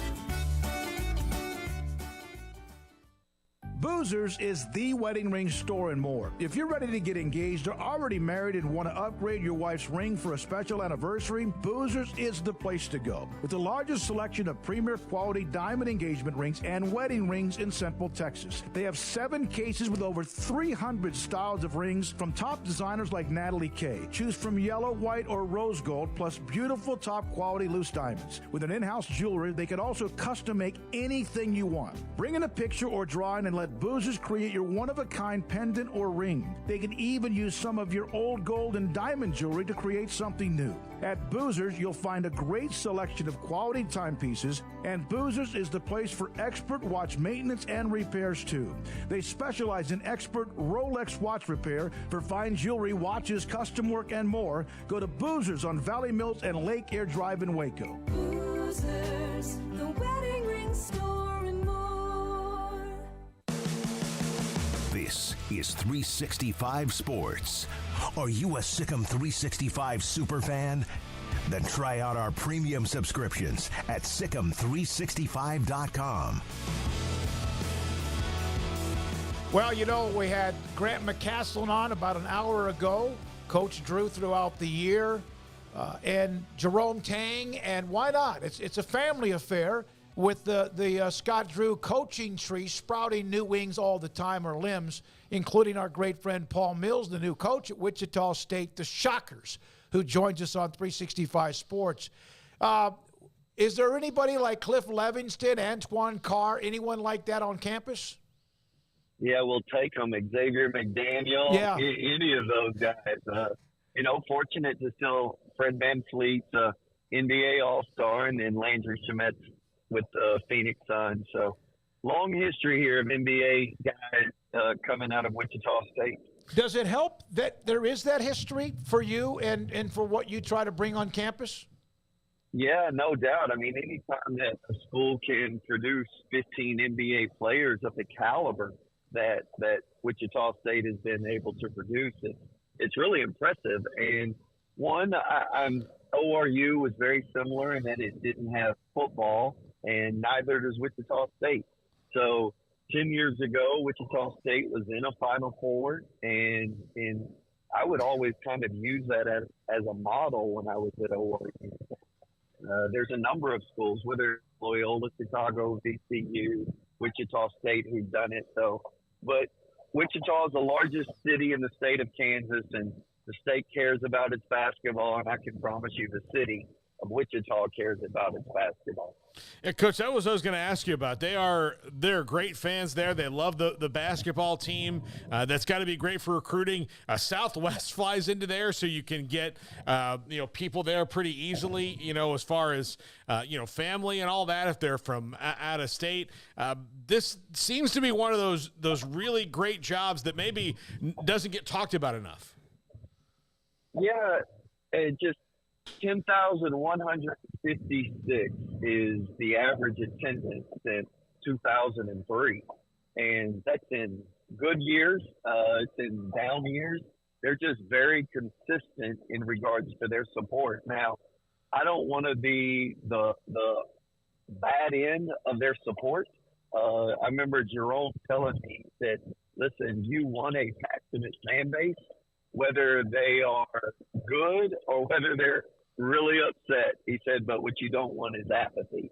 And he obviously experiences that in Manhattan, but I'm happy to be a part of it here in Wichita. Coach, what are the first, days, hours, all that? I saw you throwing at the first pitch. There's press conferences, there's interviews. Just how much of a whirlwind has it been, and what's that experience like?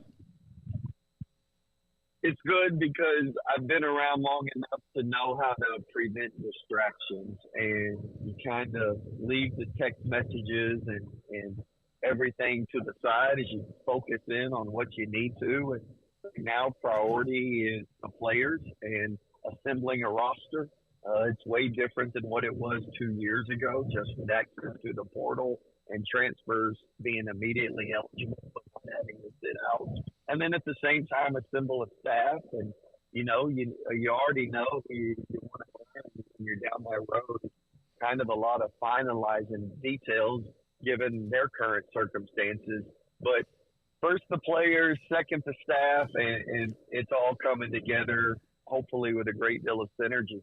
Paul, does the transfer portal make it better or worse to start over? Well, you're going to lose players, especially when you're experiencing a coaching change. So you're not going to be able to retain guys. They never signed up for you. And as I shared with those guys, I get it. I completely understand.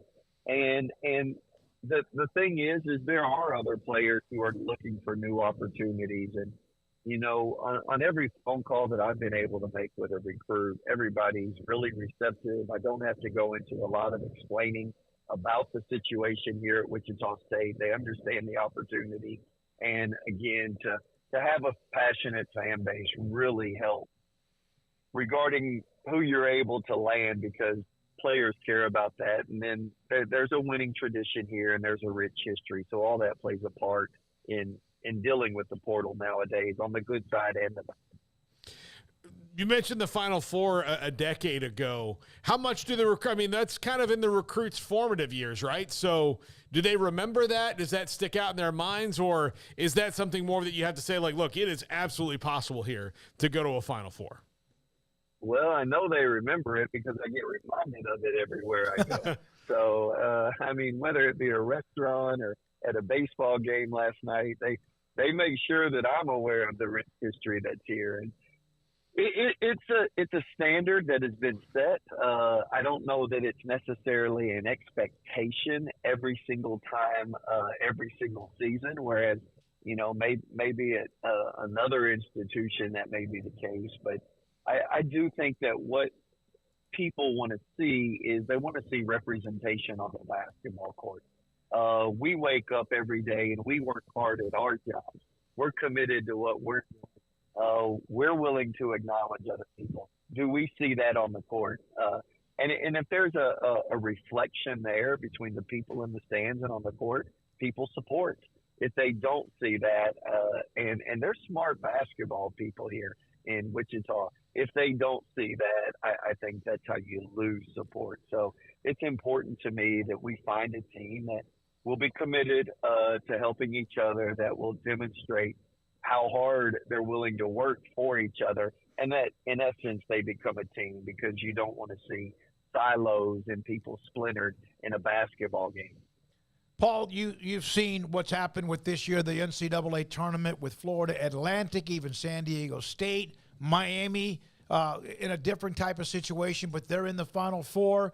What Grant's done at North Texas, what we've seen before with St. Peter's, what you did at Oral Roberts. Does that make it, as far as being able to sell your story, easier at Wichita State because of what we've seen with a lot of schools getting deeper and deeper in the tournament that aren't so-called blue bloods?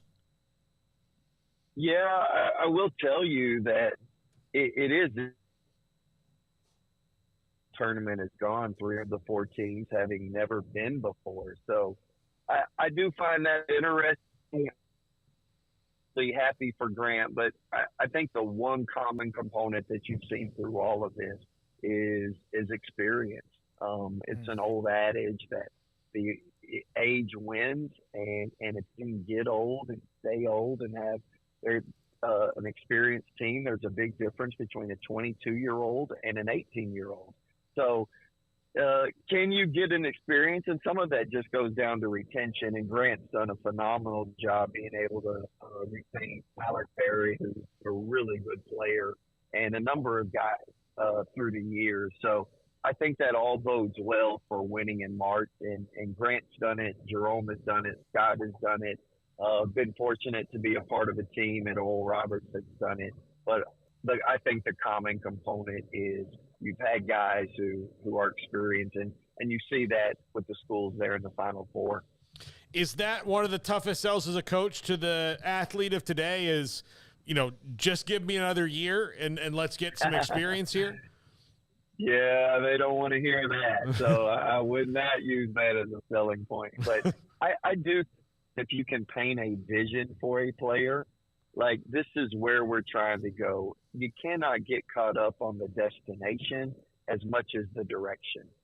We all understand where we're trying to get to. We understand the destination, but you're constantly having to evaluate, am I headed in the right direction?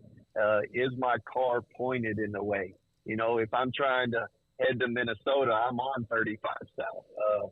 But if you think you're going that way to find a beach, you've got the wrong understanding of what it takes. So we all understand the destination, but what matters is the direction. And I think that takes constant explaining and vision casting with your players and with your team.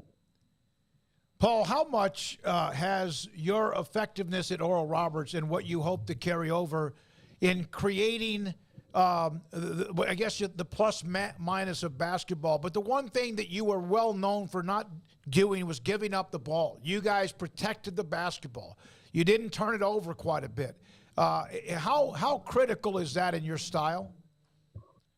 Very. I mean, this past year we were number one in the country, and if you look at the last 4 years, I think we've been 1, 2, 5, 16. So, I mean, we've been amongst the best at taking care of the ball. Some of it is you play multiple guards. I mean, we all learned that from Scott. You've seen that this year, and with LJ Cryer, Adam Flagler, Keyonte. So you do have to put multiple ball handlers out there. But I will tell you that I think where it helps is defensively. I mean, because if you're playing disadvantaged basketball because you're turning it over, I mean, if you're at a disadvantage defensively, you're going to give up points that it's a much higher point per possession play than what a set defense would be. So I think taking care of the ball helps you defensively. Obviously, it helps you offensively because you do not want to have empty possession. So it is a big part of how we play. What we've been able to do, we'll see how it translates to the American, but we've been able to be pretty good at it the last 4 years. Some of that is having a dynamic point guard, but some of it also is just the simplicity in making easy plays. The fact that you were at Oral Roberts and what you did there, what you accomplished there, the run you made a couple of years ago there, how much did that opportunity, how blessed were you to have that opportunity in Tulsa?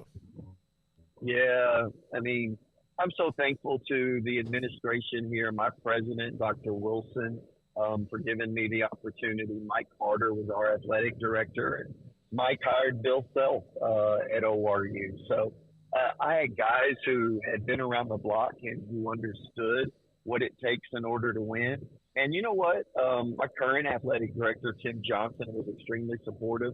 But I had coaches, Bill Self, for instance, when we played Oklahoma State the first time when I was at ORU, we lost by 42 points. And Coach Self texted me afterwards, and he said, Paul, I only lost by 41 the first time I played him.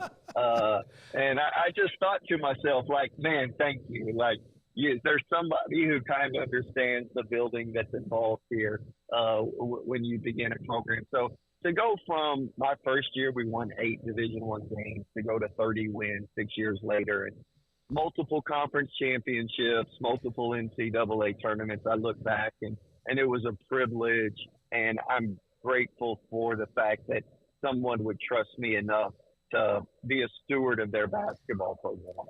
Paul, you know how Coach Drew does not want to play former assistant coaches, but he had to eventually play Jerome a couple of different times, and there may be something else at Bruin where he's going to have to play somebody else.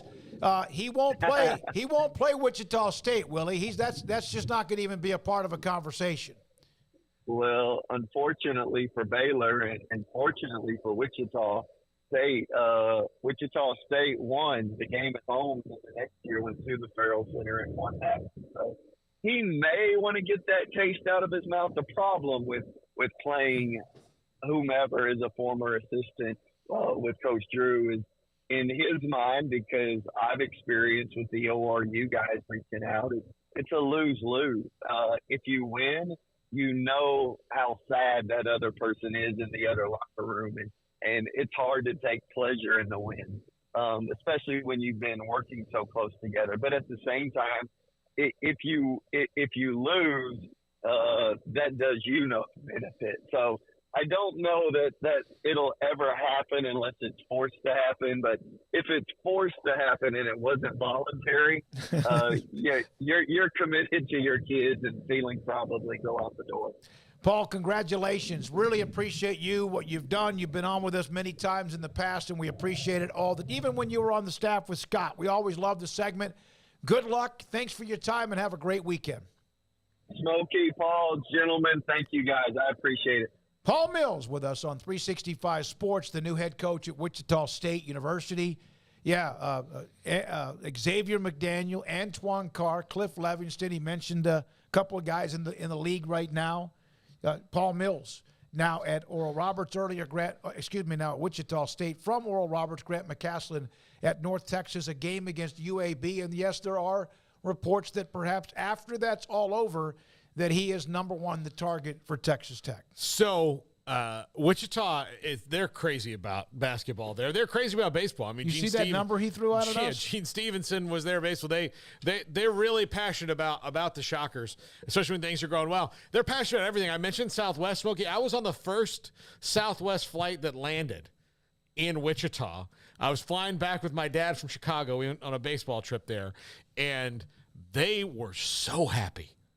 They were thrilled. The Shocker, the wheat guy, was just standing up. The first person I saw was the mascot, was there, and they gave you free food. Anytime you're a city and you get Southwest, you should be happy. They were thrilled.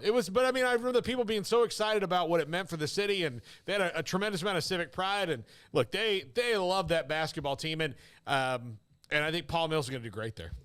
Yeah, I've always had a soft spot in my heart for Wichita State. You mentioned Gene Stevenson. My Uncle Terry played for him at Oklahoma and then was an assistant coach with him at Wichita State, helped recruit Joe Carter to Wichita State. So shout out to my Uncle Terry Jolly. But, that's a program I've always kind of looked at and wished the best for, loved their mascot, and I think it's really cool that, they're bringing in a guy who we know is a one heck of a coach and a good person, and a great branch of that Scott Drew tree. I don't know if you mentioned Matt Driscoll as well. I mean, there's another guy who's doing really well where he is at North Florida. So, yeah, I mean, they're just sprouting left and right, or growing stronger, those that had already sprouted previously. And, man, you wonder where it's going to be like 5 or 10 years. Like half the Big 12 going to be, Scott Drew tree.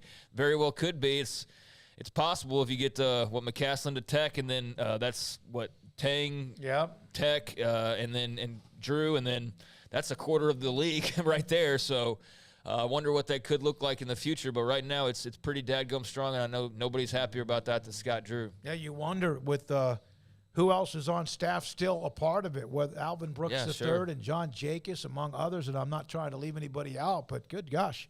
And we had Grant on, and I asked him, in a roundabout way without getting to be a distraction. I know that everybody knows about the stories involving his name, McCasland and Texas Tech, and I think we'll get him once, in fact, the tournament is over, and if he is that next coach in Texas Tech in Lubbock, there'll be a good chance we get him on the show. One programming note, next Tuesday, Chris Kleiman and Sonny Dykes will be guests on this show who happen to play each other for a Big 12 championship.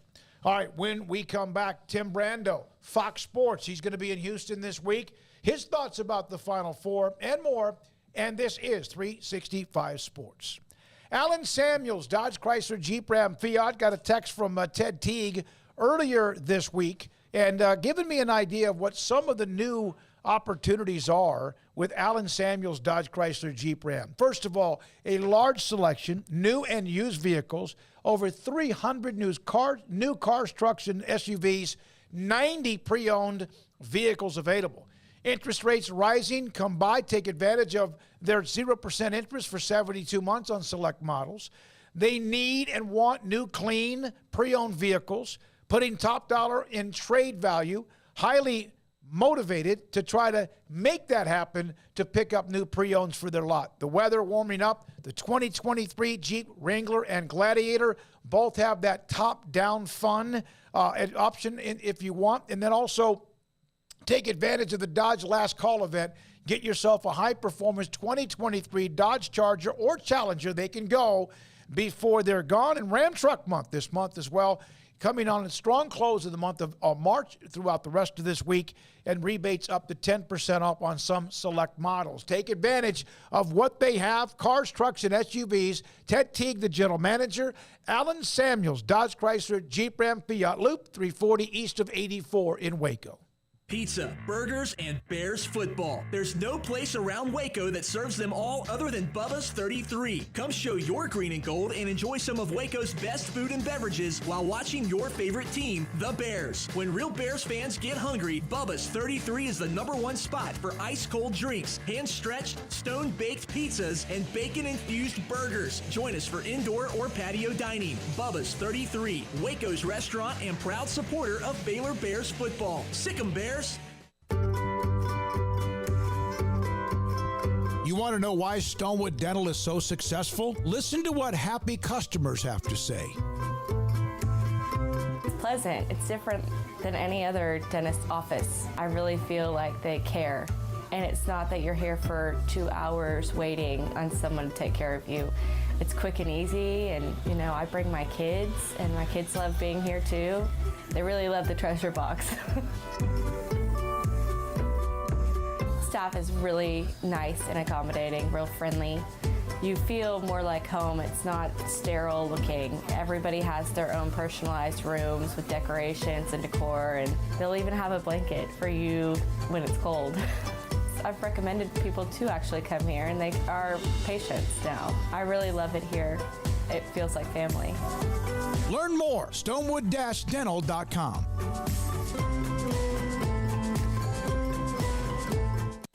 At Ideal MRI, we feel blessed to be part of the Waco community. We're a small family business here in Central Texas. At times like this, the cost of healthcare has never been more important. And unfortunately, significant illnesses and injuries still occur. And that's why Ideal MRI is open and here to serve you through this difficult time. So if you need an MRI, ask your doctor about Ideal MRI. You can schedule online in minutes at idealmri.com or call 833-IDEAL-MRI.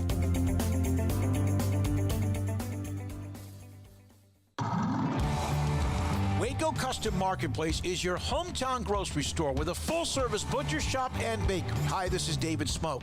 The butcher shop can take your customized orders for seafood, pork, and poultry and custom cut your favorite steaks from bacon-wrapped fillets to T-bone to bone-in ribeyes, cut specifically the way you want.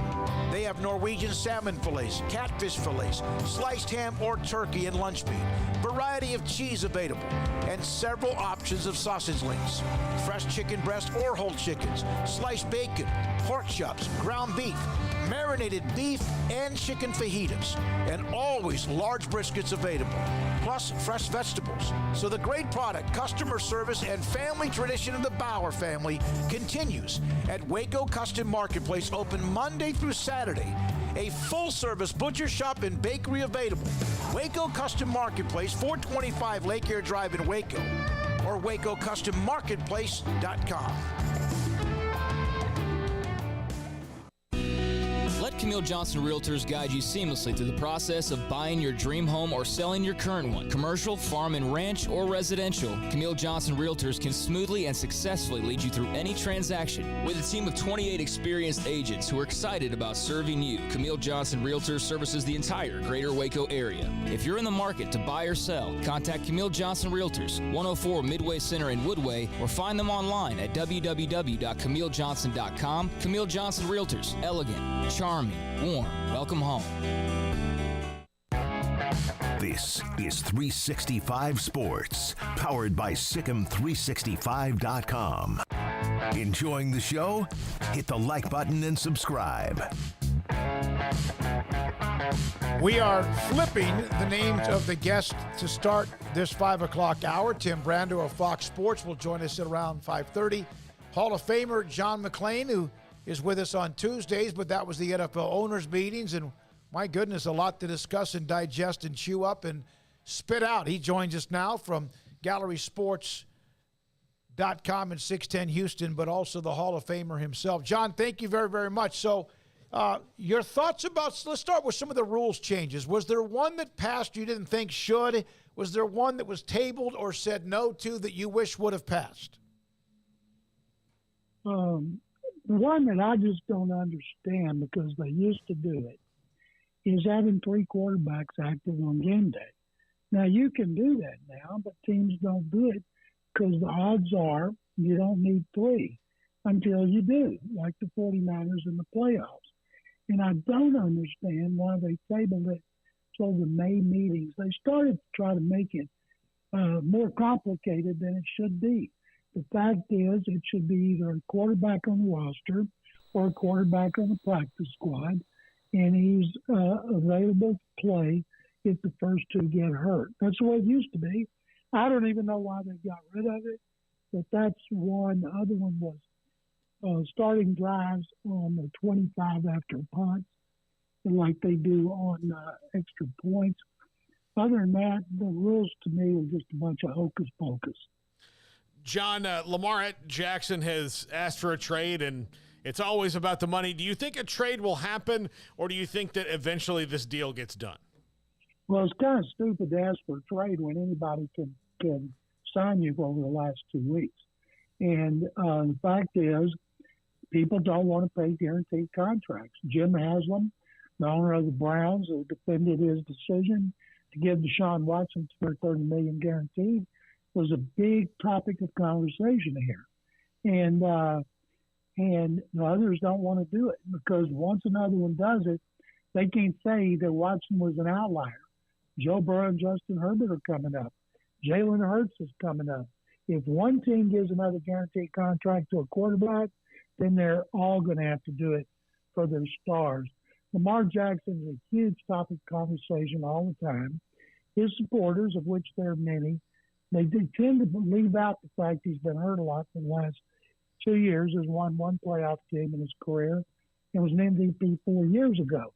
Now, he's got a great record in regular season, but like the Texans want to get their own guy. They can get a quarterback here, and if they can, will probably have him at least 3 years before they have to give him big money, maybe 4, instead of giving Lamar Jackson $250 million or whatever he wants, which hamstrings what you can do with other players. So I'm just guessing, unless he comes off of his demand of getting a fully guaranteed contract, he's going to be right there playing on the franchise tag, $32 million. And people say, well, he could sit out. No, he can't, because if he sits out, his contract tolls. He's still going to make $32 million. Now, others have sat out and worked trade. Most recently, Trent Williams, a great offensive tackle, who was traded, sat out with Washington and was traded to the 49ers for a second-round pick. But it's very, very unusual. So I believe he'll still be playing with the Ravens. And they've been very, very careful to not say or do anything that would offend him. John, if there was even the slightest chance of him moving elsewhere, where would you start looking first? I don't even think about that, Craig, because I don't know if an owner is going to give that guaranteed contract. Listen to these guys talk here about it, like Jim Irsay. Would you give up the 4th pick in the first round as well as your top pick next year and give $30 million like Watson, fully guaranteed for Jackson? I just don't think that's the case. Arthur Blank was asked about it, the owner of the Falcons, that he mentioned. He said, you give a guaranteed contract to a player that's had injury issues, and of course, Lamar Jackson was offended by that, but he's being honest. That's the fact. It's not like he's been totally durable. John, Daniel Snyder, no matter what he's done to the franchise in the time he's owned it, 2 $6 billion bids, and I know Tillman Fertitta wasn't far behind. He's going to come away with a ton of money. When do you think this will be a done deal? Does it take now a few more weeks? Is it when the next owners' meetings? When will this happen? The next league meeting is in Minneapolis in late May, and that's 2 months. That gives them time. Now, the problem is this Canadian billionaire, Steve Apostolopoulos, he's popped in late, and he bid $6 billion. The group led by Josh Harris, the owner of the Sixers and the Devils, who also has a partner named Mitchell Rails and then Magic Johnson, they bid $6 billion. Tillman Fertitta, the Rockets owner, bid 5.5. We don't know if he's going to go up. Snyder, of course, is eating this up because he's open. One of them will go up another $500 million. It's just amazing.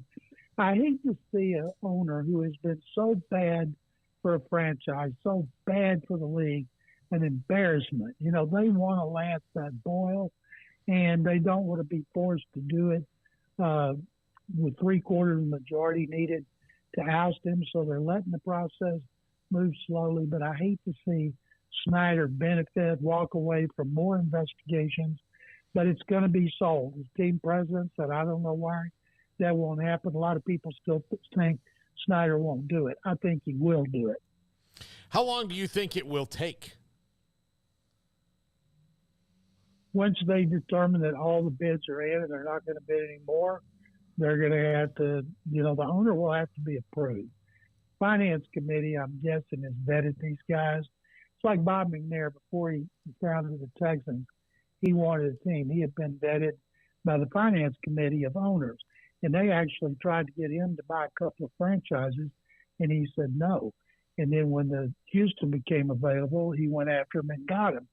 So I'll be surprised if it's done in 2 months, but I think we'll definitely be further down that road.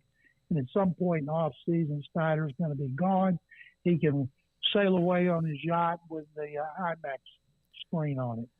John, there's no question the Astros have been as successful as anybody in the last several years in baseball, and coming off the World Championship. What are expectations this year? Nobody has repeated since the Yankees in 2000 when they won their third in a row.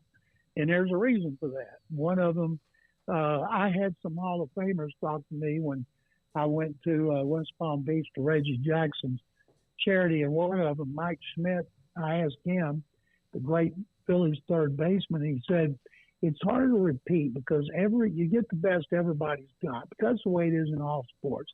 But now there's so much you get from analytics. Every year you know more and more about players. And so a team that wins it like the Astros, who beat his Phillies, teams are going to know more about it. They're not going to know more about Christian Javier. They're going to know about Robert Valdez, Hunter Brown. They've got really good starting pitchers. Lance McCullers is not ready because of elbow issues. He's throwing on a flat surface. And the fact is, it's not what you do in April and May. And it's last year, I think the Angels started 2010. Everybody, oh, man, Trout and Ohtani and Anthony Rendon are going to the World Series, and then they were awful. And that, as long as you got pitching, the Astros are 5 deep. They have 2 young guys who have pitched really well and made the roster, and they have the best bullpen in baseball back intact. And they're with Jose Altuve out, the lineup they're going to use, Jeremy Pena leading off, Alex Bregman second, Yordan Alvarez third, their new addition, Jose Abreu from the White Sox first base fourth, and Kyle Tucker fifth. That is a pretty awesome first 5 hitters, and not many teams can beat it. And so a guy like Tucker and Abreu, they ought to get a lot of RBIs. And in most cases, injuries tell the tale. But remember last year, the Dodgers dominated in regular season. The Braves dominated in regular season. Astros dominated in regular season. And the other 2 got upset by inferior teams. So even if you win 100 games, you still got to do it in the playoffs. But people are fired up, as you guys can imagine. And I can't wait to get back home tomorrow to see them play that first game and lift their second banner. John, is there a team, the AL West, that should scare them at all? I'm sorry. Well, my good buddy Shireen Williams, who lives in Arlington, she tells me that Ranger fans think they're going to win it. And she grew up Beaumont Astros fan. She said, well, you might win second place. That's what the race is for. The truth is, the Angels still don't have the pitching. And it's a shame without Ohtani. Without Ohtani and Trout, and even Anthony Rendon signed a $236 million contract after he led the Nationals to the World Series victory over the Astros in 2019. He's been hurt ever since he got there. They are so much fun to watch at the plate. Jacob DeGrom, how many starts do they have to give for the deal to be worth it? I'd say 25 to 30, which he hadn't done in a long time. But Rangers got some good young players. The only thing we know about that division ball is the A's will finish last. Yeah, that's a safe bet. And the Astros first. It's a battle for second place. John, how did the city of Houston handle and seeing the Cougs bow out in the NCAA tournament? Trying to put on a stiff upper lip, but they're devastated, Craig. I mean, you can imagine Houston and Alabama were the best teams in college basketball. UT had that great run. Everybody was fired up. Before I came out to the desert for the league meetings, I was looking at how expensive tickets were, even on the resale market in the upper reaches of NRG Stadium, how expensive they were. And I'm told now you can get one for $50. And I feel terrible for the people putting it on. I'm guessing the TV ratings will be maybe the lowest ever. UConn seems to have the best team. San Diego State, FAU, Florida Atlantic's won like 35 games. And then Miami, a football school, they might be great games, but UConn was the most dominant. And they won a championship before. I think they won a championship in Houston in 2016. So it may be competitive, but you don't talk about no blue bloods, no Texas schools, 2 from Florida, 1 from Connecticut, and 1 from San Diego State. And really, the only people care about those schools are the people in their areas. All right. I thought I saw under your timeline that Earl Campbell's birthday is today. The Tyler Rose. And I know that we've discussed him with you, and we've had Earl on many times in the past. Just your recollections again of when he arrived on the scene and what he meant to that franchise. I'm going to tell you all a story. When I started working at the Waco Tribune-Herald while I was at Baylor for Dave Campbell and Hollis Biddle, his right-hand man who actually hired me because Dave was so tied up all the time with his columns in Texas Football Magazine.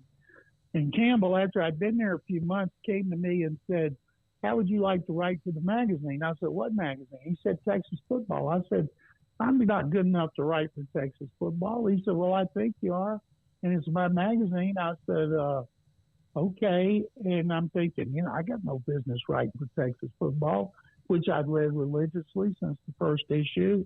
And I was kind of intimidated by Dave anyway.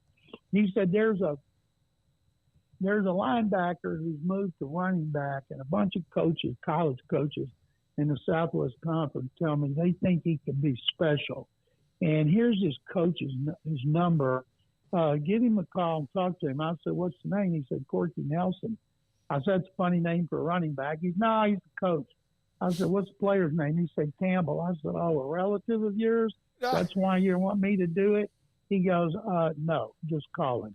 Well, you couldn't Google anybody back then. So I found out it was Earl, and I wrote a story, and I turned it in, and it was in the magazine, and I had so many friends saw it before I did, telling me, "Wow, you get to write about this guy. He sounds like he could be special." And I read the story, and I'm thinking, I didn't write that story. That's not what I turned in. And I realized then Dave rewrote just about everybody because he was a great writer. So I didn't feel comfortable enough to tell people for like 10 years. I wanted them to think that's what I turned in. Really, I should have had at the bottom also contributing John McLean. And when he included that story in his 25th anniversary issue, and I was so proud, and Baylor, of course, hired Corky Nelson. Grant hired him, thought they'd help him get Earl. And then Earl became a T-SIP and won the Heisman. And Bum Phillips made a trade to get the top pick in the draft to get him. And the rest was Houston history, Texas history, and NFL history. And Earl is in Austin, has great deals going on. He makes a lot of public appearances. His health's better, even though he still has to use a wheelchair and a walker. And but it's hard to believe. Earl looks like he's about 77 because his white beard and everything. But I was watching highlights today because it's his birthday of his first game against the Rams, and then goring linebacker Isaiah Robertson. Yeah.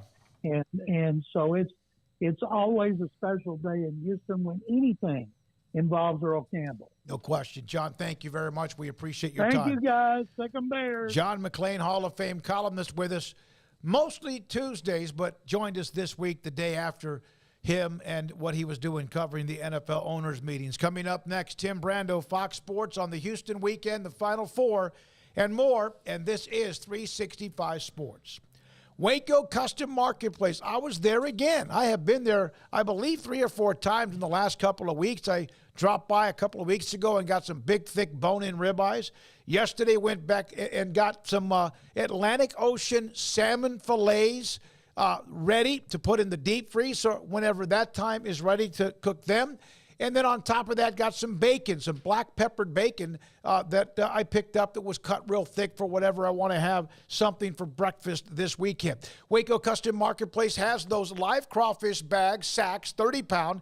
And in fact, the price I've been telling you is even lower at $3.05 a pound per 30-pound packs. You can order anytime by 6 Wednesday, so you have less than an hour for this week. Then pick them up if you get the order in time by 4 o'clock or after 4 o'clock Friday, or anytime they're available on Saturday. They have T-bone, porterhouse, and top sirloin steaks available at lower prices. They have bone-in and boneless pork chops available at $2 or $2.15 a pound. Ring bologna at $5 a pound, and all fresh shrimp is 10% off right now, no matter the size. It's Waco Custom Marketplace with a full-service butcher and bakery at 425 Lake Erie Drive in Waco.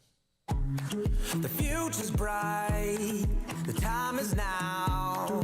College is what you make it. It's a late-night pizza run and all-nighters coding a new project. It's having big dreams and making them a reality. It's a professor who knows your name and your story. It's preparation for your future, your calling, your life. And at Baylor, it's even more. Baylor, where lights shine bright. During Ram Truck Month, get incredible deals on Ram trucks at Allen Samuels in Waco. Come see why Ram continues to win awards year after year. Browse online or come shop the greatest selection of new car and truck inventory in stock today at Allen Samuels in Waco. Baylor Scott & White Southwest Sports Medicine and Orthopedics, the team physicians for Baylor Athletics, diagnosing and treating all sports-related injuries, including concussions. These specialists also provide orthopedic services for athletes and non-athletes alike, whether it's knee or shoulder pain, a wrist injury, orthopedic spine care, and even an arthritis and total joint clinic. Trust the doctors Baylor Athletics trust. Baylor Scott & White Southwest Sports Medicine and Orthopedics wants to get you back in the game. With so many companies and policies out there, it gets so confusing shopping for insurance, and I never know if I'm getting the policy that's right for me. Luckily, I met the team at the Niche Group Insurance Agency. With the Niche Group, you can go to one company and get access to coverage options from many insurance carriers, and you get to speak to a real person about your specific coverage needs. With the Niche Group, I know I'm getting the right coverage at the right price. If you need insurance, talk to the experts at the Niche Group at 1-800-258-8302. Did you know that 1 out of every 4 men have symptomatic low levels of testosterone and don't even know it?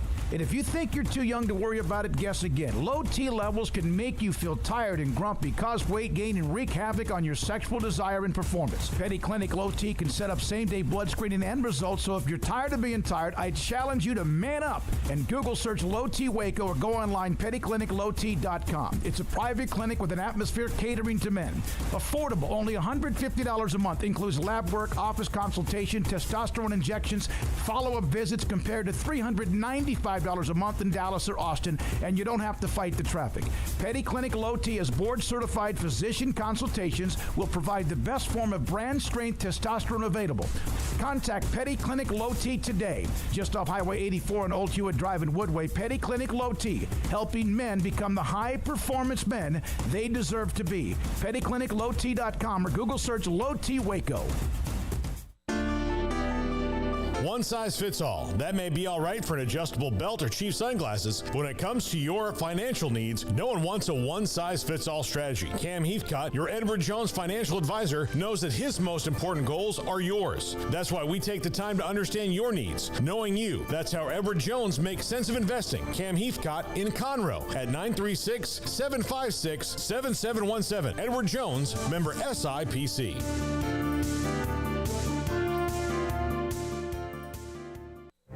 Stepping into the boots of a U.S. Army officer can add confidence and leadership skills to your son or daughter's career path. See all the things they can achieve in our boots at GoArmy.com. U.S. Army Waco Recruiting Company, 254-598-8131 or 254-776-1543. This is 365 Sports, powered by Sikkim365.com. The 5 o'clock hour is brought to you by Edward Jones and financial advisor Cam Heathcott. Edward Jones, making sense of investing. Now here's David Smoak, Paul Catalina, and Craig Smoak. It is always awesome to have Tim Brando, Fox Sports, join our show no matter what time of the year it is. And it's Final Four week in Houston. Tim Brando joins us, Paul, Craig, and David Smoak here on 365 Sports. Tim, how much fun is being around? I went to the Final Four in Indianapolis. It was different. It was COVID, so it was all together for 3 weeks. But being at the Final Four and seeing some friends of yours, games you've produced, or broadcast, but just coaches and everyone else. I live for it. You know, it's by the way, COVID was the last Final Four smoke that I missed, and it's one of only 4 Final Fours that I've missed since 1981, when I went to my first one with Dale Brown and his LSU Tigers in Philadelphia. That was the last one that NBC had before CBS Sports got the rights away. And it was Dick, Al, and Billy. And it was when President Reagan was shot, and the games, the consolation game, which was the last year they had that, and the championship game were both in peril as to whether they would actually be played. It was memorable. It was historic. It's actually one I think LSU should have won and let get away, but it was their first trip to the Final Four. They may have been, I think they were, the best team there. But as you know, the best team doesn't always win. In a matchup for the first time for a program in the Final Four against a coach like Knight and a team like Indiana, they took them, they were comfortable in that setting, and LSU wasn't. Their best player had a broken finger, and that was problematic too. But being at Final Four since, and all of those were, for me, by the way, just luck for me to be there. In '82, in New Orleans at the Dome for the first time, I was covering it and got a credential because I was a working media member in New Orleans at that time. I'd moved from Baton Rouge to New Orleans and had a nightly talk show at WGSO on Canal Street. That's how I got that one. In '83, I started calling games in the ACC for Raycom and Jefferson Pilot. And North Carolina State was there, and I was going to do some work for the ACC and for Raycom. So I got to go to Albuquerque. And you remember what happened there. Same in 1984, Virginia played. Got to go because an ACC team was in it. And they took Houston to overtime before Georgetown beat Houston, and they got their lone national title. And then 85, by that point, I'd gotten to ESPN, and I was doing some work for them in Lexington. And then by the time 86 rolled around, I was in Bristol and pretty much was going to go every year doing work for either SportsCenter or for our basketball shows that were part of it all the time, covering it. And from that point forward, it's been, hey, I'm at the network level, and I'm going to go. And in recent years, even though I've not been a part of CBS for now a decade, the NABC, the National Association of Basketball Coaches, started having me perform at their Guardians of the Game shows, and then after that, emceeing and hosting at their panels for the convention, as well as their Champions Luncheon, which is held every Sunday, where you see every coach that won league titles at Division III, II, NAIA, and Division I. And it's an honor. It's one that my hero Kurt Gowdy used to do when I met him at the 82 Final Four 40 years ago. And it's something I hope I continue to do until I'm no longer capable of traveling. I want to be around it. I have great relationships with all the coaches, most of the athletic directors, and certainly the people that are in part of the NABC offices themselves in Indianapolis, which really matters to me. It was Jim Haney for a number of years. Now it's Craig Robinson, who's the brother-in-law of the past President Obama, who coached at Oregon State for many years. And it's a real privilege to do. It's a real privilege to be honored and be around them and to have them want me to do that for them. Mm-hmm. So I'm forever going to be there. It's a ticket to being at the Final Four, and I'll be about 10 rows up at midcourt with my friend Mike Oresco, the commissioner of the American Conference, and around all of the commissioners. I hope I see Commissioner Yormark there because they generally have the same seats in the same area. So I hope to meet him for the first time at the games on Saturday. Tim, it is Jim Nance's last Final Four. Your thoughts on his run as the play-by-play voice of that for so long? I was asking the prior show that I was just on that forced me to be a little bit late to join you guys. Hey, you think Jim had in his mind, he wanted to do his last game in Houston with hopes that, the Cougars, his alma mater, would get there. Do you think that in his wildest dreams he would be calling a game between FAU and San Diego State as the opener of the Final Four? And I said, listen, I've known Jim a long time. He's a dear friend, someone that welcomed me to CBS with open arms when I came in '96. And, we started at about the same time. He's 3 years younger than me. But we started at the same time. In '85, he went to CBS, and in '85, I went to ESPN. And our paths crossed many, many times during that period. And then later, when I went to CBS, he made me feel like I was a grizzled veteran of that place and was very warm and welcoming. I think to do something for as long as he's done it is an incredible feat. He's been at the same place, yes. I admire that. A lot of us cannot. A lot of us can't keep an address for more than say 12 years at the same place. I did go for 18 at CBS, but to go twice that amount, 33, 34, 35 years at one place doing a championship game of that magnitude is unheard of. I don't know that that'll ever happen again. We just put Billy Packer to rest, his longtime partner, and a guy that I also worked with, and we had an association, a strong one as well.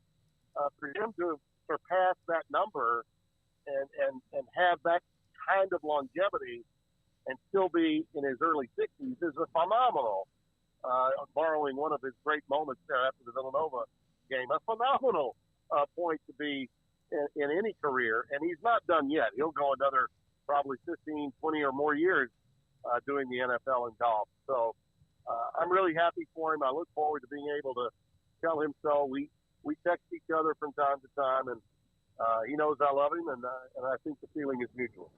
Tim, I'm sure you've seen some of the groaning about the lack of blue bloods or the fact that the TV ratings are probably not going to be historically great given the teams that are a part of this Final Four. But 2 5s, a 4, and a 9. UConn really the only team that's really the only team that's regularly in this spot compared to the others. What are your thoughts on these 4 teams and where we are now with this group? Well, let me tell you, those guys that are writing that's so predictable. It's a cut and paste article. I think it is representative of how lazy today's media is, how elitist much of the media is, and how saying it really doesn't matter means I'm not going to do my homework on it. So because I don't care, you should not care. I mean, my God, how presumptuous for anyone to believe that, to say that, or to write that, and yet it's all around us. It's pathetic, and it's shameful. And this just into those that feel that way. This tournament is not for you. It's not. It's not for those that are so-called columnists that feel like if it's not a big enough event to cover, I really shouldn't have to go there. Sorry, that's just what you look like when you write such a thing or when you broaden the thing. We're storytellers. And I was telling you about that conversation with the radio show before yours that I was on, and it was the same kind of sort of question that was defaming those teams that were there. And I was like, hey, this just in. Jim Nantz is a storyteller. No one loves better stories than Jim. Certainly I feel that way as a broadcaster. And if you give me stories like San Diego State, FAU, and hell, even Miami with Jimmy Larinaga's team, what they were able to do as a 5, my God, that's a storyteller's dream. So I know he's as excited, Jim is, to do what he's doing as he would be if Houston were there. Sure, it would feel awfully good if his alma mater had made it. I get that point. I do. But the bottom line is that this is for them and their coaching staff. And they lined up, put their jock straps on, and beat everybody that lined up in front of them. So go and cover the teams that are in it. Enjoy it for what it's worth, because the Final Four is a recession-free event. It captivates our country. And if people don't want to watch anything but Blue Bloods, well, hell, just put a videotape in and watch your team play. Because those of us that care about sports want to see those that are making news now play. Yeah, there's so many stories, and there have been even, Creighton, had they made it. I saw you mention their head coach McDermott on one of your tweets earlier today, or if Jerome Tang in K-State. Isn't that just almost an elitist attitude that you have in college football and even in men's basketball about blue bloods, et cetera? God, yeah. Yeah. Yeah. And it's and the people that are writing that, the people that are saying that, Smoak, I'm telling you, David, they don't care about college basketball. They care about how inconvenient this is for them. Okay? Oh, I don't know any of their guys.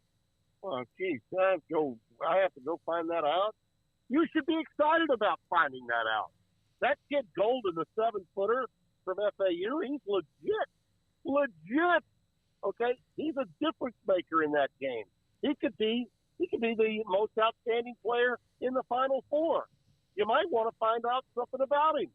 Okay? And by the way, get ready for this, okay? Because these flies in the ointment in college basketball, they're going to continue to happen. With NIL, with transfer portal, it's going to continue to happen. I'm already hearing those same condescending, most of them, by the way, liberal journalists say, well, Kentucky's loading up, Carolina's loading up, they've already got the top recruiting class for that. Guess what? Top recruiting class doesn't mean crap when you're lining up against the 24-year-olds, and that's what some of these kids are that are playing at the smaller schools. Get ready for it. The big boys are going down a lot more than not in coming years in college basketball in the NCAA tournament. And this just in also, when the college football playoff goes to 12 teams, you might have to do a little homework on a couple of the players because they're not going to be playing at the so-called blue blood program. Tim, isn't sticking with the blue bloods that would be you fell for the corporate line, right?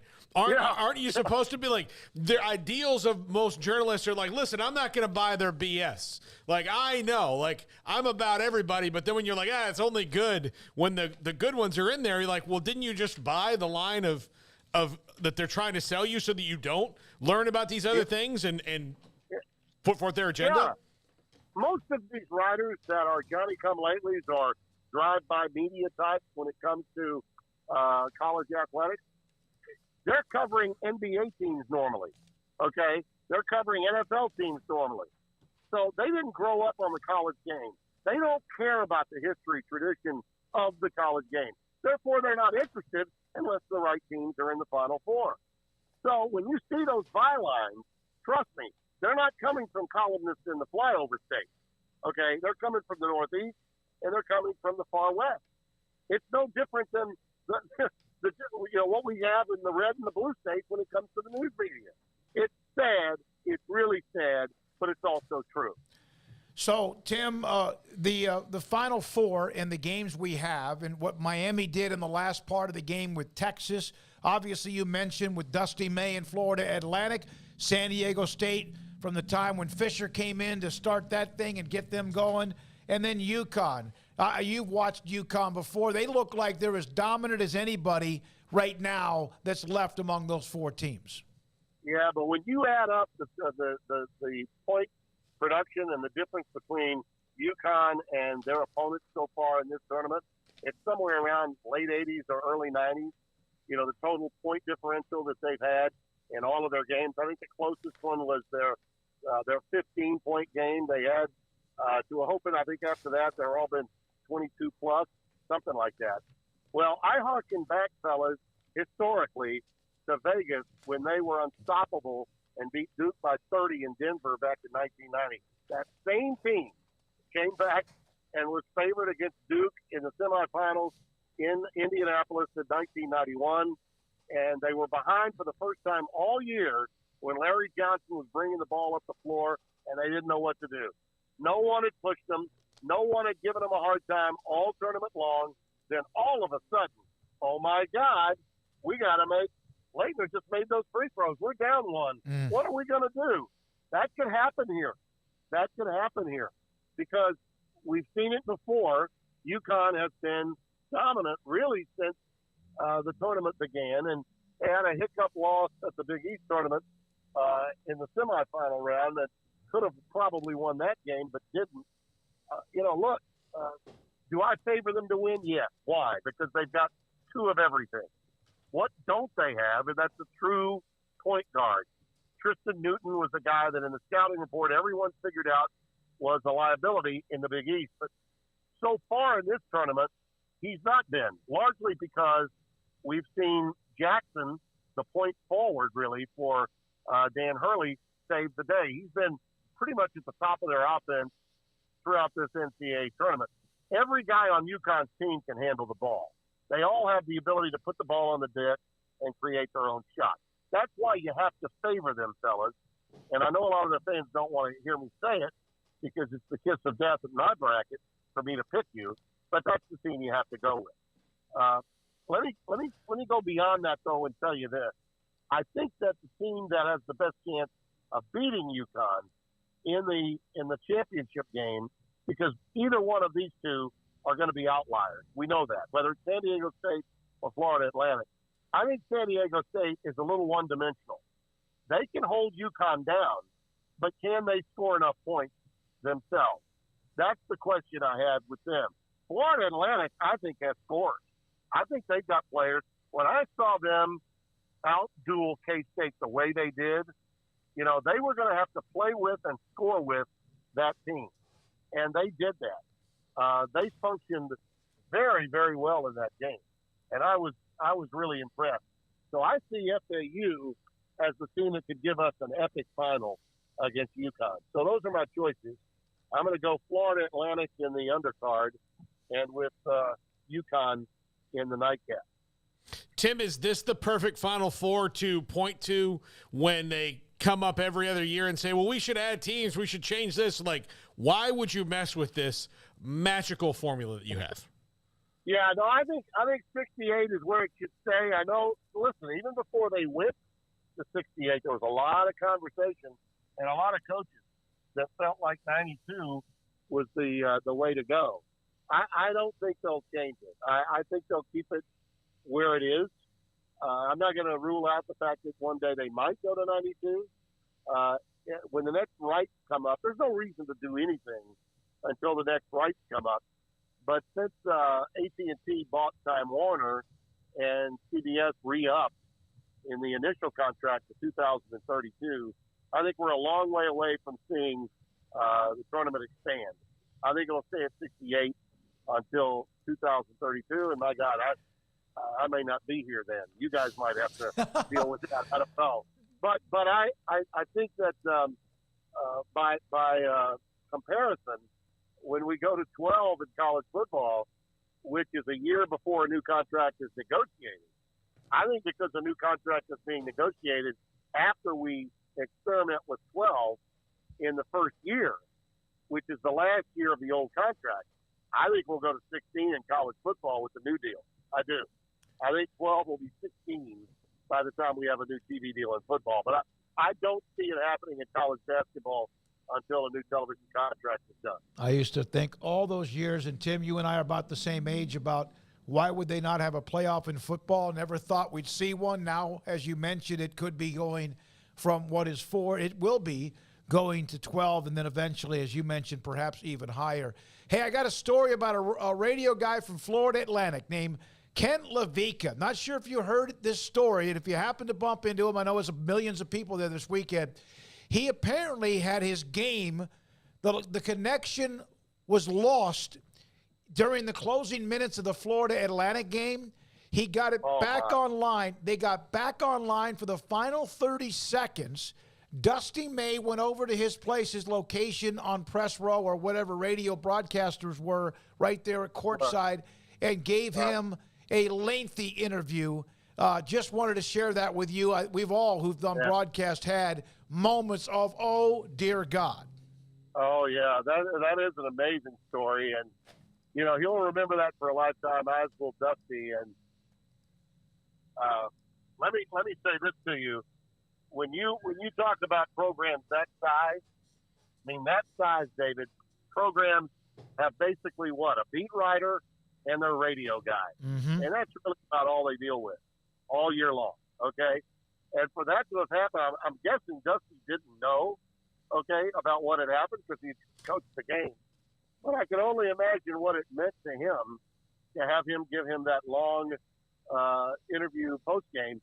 But I'm sure it was also sponsored and something Dusty probably did, and no one really noticed because, you know, only 3,700 people are available to sit inside their gym in Boca Raton.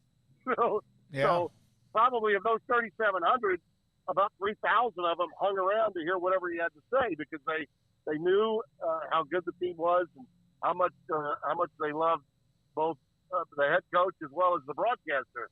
So it's from my point of view, it's something I would have expected, but I'm really and it's a wonderful story for us to read if we're not from that part of the country. Mm-hmm. But I think that's fantastic. I really do. This is something that we should be, and I say we, I mean, those of us in media should be just through the roof happy about. Not looking down our noses, not being condescending, not talking about what a drag it is. It's just a byproduct, fellas, of just how vengeful and negative our culture in media has become, not just in news, but in sports as well. And I think it's awful, and we need to call these people out. Tim, always a pleasure. Thank you so much for the insight you give us, the history, the memories of Final Four, past, and even what you have this weekend. Enjoy the time, enjoy the weekend, and thank you again. I'm just America's guest from now till September, fellas. Yeah, you're our guest, too, on 365 Sports. That's Tim Brando, Fox Sports, with a memory that's amazing. He and what John McLean brings to the table with his memory, also just phenomenal. By the way, I've never really felt bad. Like, you know, you feel bad for teams that lose, but like, you know, the Jim Valvano thing is such like a magical NCAA story. When John just said it was, or John, when Tim just said it was in Albuquerque, I felt worse for Phi Slamma Jamma in that you lose a game like that, and then you have to walk up that steep. I don't know if it was like that in '83. I'm sure it was at the pit. You have to walk up that steep thing in that altitude. Yeah, that'll test you. You know, that'll test you because it is absolutely a bowl, right? Isn't it like straight it's like down, this? Yeah, and then the locker room, when you walk into the locker rooms in the pit, if you're lucky enough that the team you cover is in the home locker room at the tournament, because Smokey and I got to do this a decade ago, you go in and it's just literally 10 steps from the court. Mm-hmm. I mean, you walk up the court 10 steps and you're sitting in the room. Now, if you're in the visitors' locker room, which is just the all-time, you know, most Hayden Fry, like pink locker room, psychological terrorist thing that you can do as a coach, because the altitude in Albuquerque will affect you. There is a ramp that is straight. It is straight up, and it'll Roger, get you. the Dodger saying, Roger Dodger, Albuquerque, 7,500 foot altitude, by the way. So what you were talking about, I remember Colorado was at that tournament, I believe. Baylor was there, obviously. That's why we were there to cover them. But that is Tim Brando. Hey, one quick note, and then we come back with Paul's Top 5. Our good friend Raymond in Waco. Did we not have a discussion about Texas? What would be legalized first, marijuana or gambling? Yes. Raymond, pot is legal in Texas. It's called CBD. Smokey, you promote it. Texas does have gambling. It's called gaming rooms. They're just not casinos. I live in Edinburgh. I never knew where he lived. We got very large gaming rooms near here, about 20 of them. Each have 50 machines, if not more. I rarely go to them. I got to be depressed and bored out of my ass to go there. I have to be bored out of my ass to go there. That's from Raymond, great friend of the show. Raymond, look, not that I know from having, but CBD is great. It's fantastic, and I'm glad that it's legal here, but it's not the same. Nope. It is. How do you know, Garrett? I don't know. Just reading scientific medical journals. That's what we do in our spare time. You investigate it. All right, when we come back, Paul Catalina's Top 5. This is 365 Sports.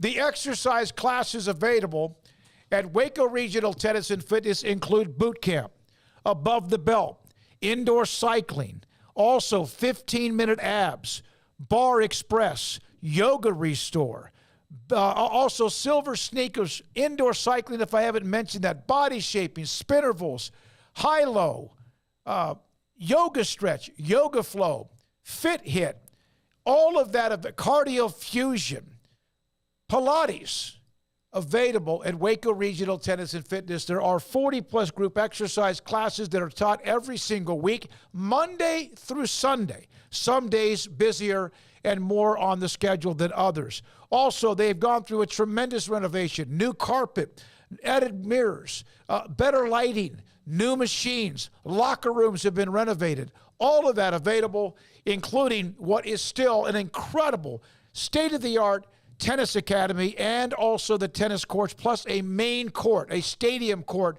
for the biggest events that they host. And they host high school events almost every day right now for district and regional events. They got another pickleball event coming up in the month of April. They have 8 pickleball courts. Waco Regional Tennis and Fitness on Lake Shore Drive in Waco. I hate my job, but I don't mind getting up in the morning. I dread each day, but I can't wait to get out of bed. You ask me why, and what I'll say to you is true. Well, you can get breakfast tacos at Rudy's Barbecue. Scrambled eggs and brisket, they ain't fooling around. Salsa drap, son, they're the best in town. Barbecue for breakfast, yes, it's true. Put a smile on your morning at Rudy's Barbecue. Next in line.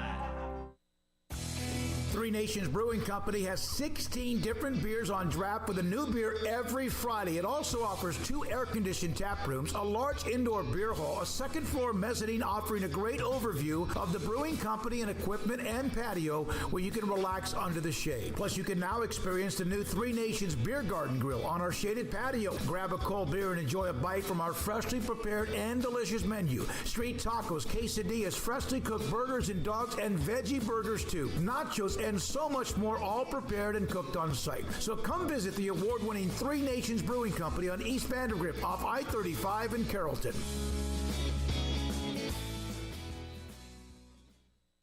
TFNB Your Bank for Life is the official local bank of Baylor Athletics. Find out why more Central Texas are making TFNB their bank for life. Sign up for our Edge checking and savings accounts to earn interest or cash back. With 5 convenient locations and an award-winning mobile app, banking has never been easier. TFNB, your bank for life. Member FDIC. Shorty's Pizza Shack at 12th and Bagby is a homegrown, locally owned pizza place that's out of this world. Everything from the dough, the sauce, the sausage topping is made fresh in-house. Not to mention the amazing pizza pillows, the chicken wings are to die for. Try the Sikkim sauce, chili cheese fries or tots, plus great specials on food and drink every single day. Shorty's is also the perfect spot to watch the game with your friends. Shorty's Pizza Shack at 12th and Bagby. Tell them Paul sent you by. Boozers is the wedding ring store and more. If you're ready to get engaged or already married and want to upgrade your wife's ring for a special anniversary, Boozers is the place to go. With the largest selection of premier quality diamond engagement rings and wedding rings in Central Texas. They have 7 cases with over 300 styles of rings from top designers like Natalie Kay. Choose from yellow, white, or rose gold, plus beautiful top quality loose diamonds. With an in-house jeweler, they can also custom make anything you want. Bring in a picture or drawing and let Boozers create your one-of-a-kind pendant or ring. They can even use some of your old gold and diamond jewelry to create something new. At Boozers, you'll find a great selection of quality timepieces, and Boozers is the place for expert watch maintenance and repairs too. They specialize in expert Rolex watch repair for fine jewelry, watches, custom work, and more. Go to Boozers on Valley Mills and Lake Air Drive in Waco. Boozers, the wedding ring store and more. This is Paul Catalina's Top 5 at 5:45. Or is it 5:55? Either way, it's the Top 5. Top 5 thoughts on today's NIL hearing at Congress. I mean, and it's not the first one. It won't be the last. But this is the special subcommittee that's, supposed to learn about it. And they were pretty much all starting from square one. Which was distressing. So, number 5, this is going to be a very long process based on some of the grandstanding we saw today about your alma mater and the way that they came very unprepared for this. This is an issue that they don't have their arms around and probably don't care enough about, and did this because Charlie Baker has some influence on that and got it done quickly. But it is going to be a very long process because a lot of this was, really you're just floored at how little they knew going in, but I guess you shouldn't be based on how things work now. Yay. Wait a minute, is this the top 5 for NIL or the Pac-12 TV media deal? Yeah, probably the same thing. I find the media deal more interesting, honestly. The NIL stuff, just the whole government aspect and really it's what the schools are asking for to begin with. It just feels like such a pointless task that they're embarking on that's not going to go really anywhere. And they're going to waste millions of dollars and greasing palms and kissing babies and shaking hands and doing all that and using their connections to ultimately just find themselves in a place where they're still not going to get what they want. Like, I don't think that asking for government intervention is the cure-all here. Talking to athletes, talking to athlete representatives, getting into a room and talking is the only way you can even hope to stem off the absolute worst-case scenario. Like, do you think it's more of a chance that they go through this Congress thing and end up on the worst for it or on the better side of things? Because exactly. So what the hell are they all thinking that this is the route that's the best one to take? They're asking for a life raft in the middle of the ocean with no one for hundreds of miles around. And on NIL in particular, what they need to do is they need to get the best parts of all the state laws that exist and just create, this is what you can do. This is what constitutes NIL, and here's the standard for you to be a collective. That's it. That just give you a standard. That way you can have some sort of uniformity throughout the 50 states. You don't need like a lot of complex, overreaching stuff. You just need, here's what keeps you compliant. That's it. That's what you don't need a ton of regulation on it. You just need some. Uniformity. I agree. But that's the problem, though, is that Alabama doesn't want to do what Texas is doing, and Texas doesn't want to do what Georgia's doing, and some people want to abuse it to the fullest extent, or they want to withhold it to the furthest extent, and so that's never going to go anywhere. Again, it's just more politicians burning money and wasting time and acting. And like I'm not Mr. Like everything politics sucks or anything, but it's just like, let's call a spade here. Like, we know this isn't going anywhere anytime in the near future, so I don't know. I just think that you go down this rabbit hole. and you already have a lot of people against you, it just seems like you're going to be on the worst end of this when all is said and done, rather on the better side of things. And the better side of things would probably be just getting into a dadgum room, getting everybody's representatives in there and ironing out, okay, what can we agree on? Because that's going to be a lot easier to do ultimately than trying to convince 50 different states and a bunch of national politicians of why this is a good blanket idea for everybody, because there's not enough people that are going to support that. And there's a lot of, people that are already licking their chops at how they're going to challenge everything the step of the way. So, yeah, to me, the only way to get this done is to go in a room and knock it out with the athletes and figure out a way to avoid the worst-case scenario. But I don't think they're going to do that. Yeah. Number 4, most of the panel could not unlink the portal and NIL. And I realize that they are connected in some way, but they are separate issues. This was not a hearing on the transfer portal. The transfer portal, actually, with the new regulations, they've probably done about as best they can given the circumstances. And I'm complimenting the NCAA on that, on setting some, second-time transfer, like these are the things that will get you through. These are the things that are not acceptable. Now let's move on, and they can hash that out later. And maybe it'll help people make more sound decisions when they're picking schools the first and second time and not getting into the third one. But this is about name, image, and likeness, and the fact that there's not a lot of clarity on it, and they just muddied the water even further today because they weren't ready to talk about one and not the other. While the portal certainly has a lot to do with NIL, and that, I could call up Smokey and tell him, hey, you get in the portal. I got a good deal for you at this school. Yes, that's part of it, but there's also many other separate issues of the portal that have nothing to do with money at all. No, nothing. It's just almost a cluster. Like they don't know what they're talking about. Yep. I almost said cluster. I almost said the second word. Yeah. Number 3, we did not hear from a collective CEO. So, yeah, how the hell do you have a hearing on NIL and collectives and you don't have anybody from a collective or an agent or rep? Because they don't get it. Yeah. I know. I'm just reiterating. It would have been like having, I know this is a much more serious thing, but the Iran-Contra hearings without Oliver North. Like, right. Oh, we're not going to talk to him about this. Let's talk around all of the stuff that we're saying is going on, but we're not going to have the guy here to do it. Yeah. It didn't make sense. Number 2, student athletes are not all in favor of the revenue sharing model or the, collective bargaining. Particularly Trey Burton said, look, if we do that, then you kind of lose your IP there, and that gets turned over, and at this point, there's a lot of student athletes who don't have that.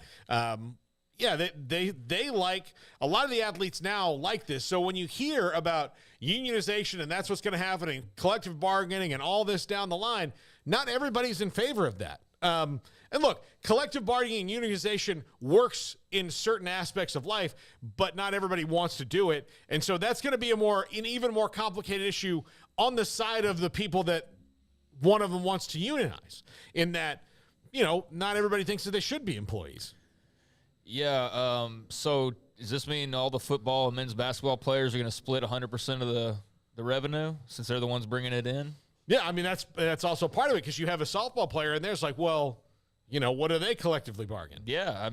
So are we talking, is a volleyball athlete expecting that they're going to get 1/20th of the overall revenue brought into Stanford athletics, or, whatever the exact numbers would be? Or do they realize that football and men's basketball are the only ones that probably have or I don't know, maybe there's a school with a program like a South Carolina women's basketball where they're operating at a profit, but Baylor women's basketball under Kim Mulkey was not. If they were, it was by very little. There has been all but confirmation that they lost as much as $6 million. As successful as they were, as elite as they were, and consistent as they were, yes, they still lost somewhere around $6 million at least the last few years. So a year. Maybe UConn turns a profit. Maybe South Carolina under Don Staley. Maybe they take less trips or something like that. I don't know. But yeah, that would be my question is, does every athlete assume that it's just going to be everybody's treated the same, or are we going to then get into, okay, here's where differences are in the market, and here's who's bringing in money and who's not, and here's where you are, and here's where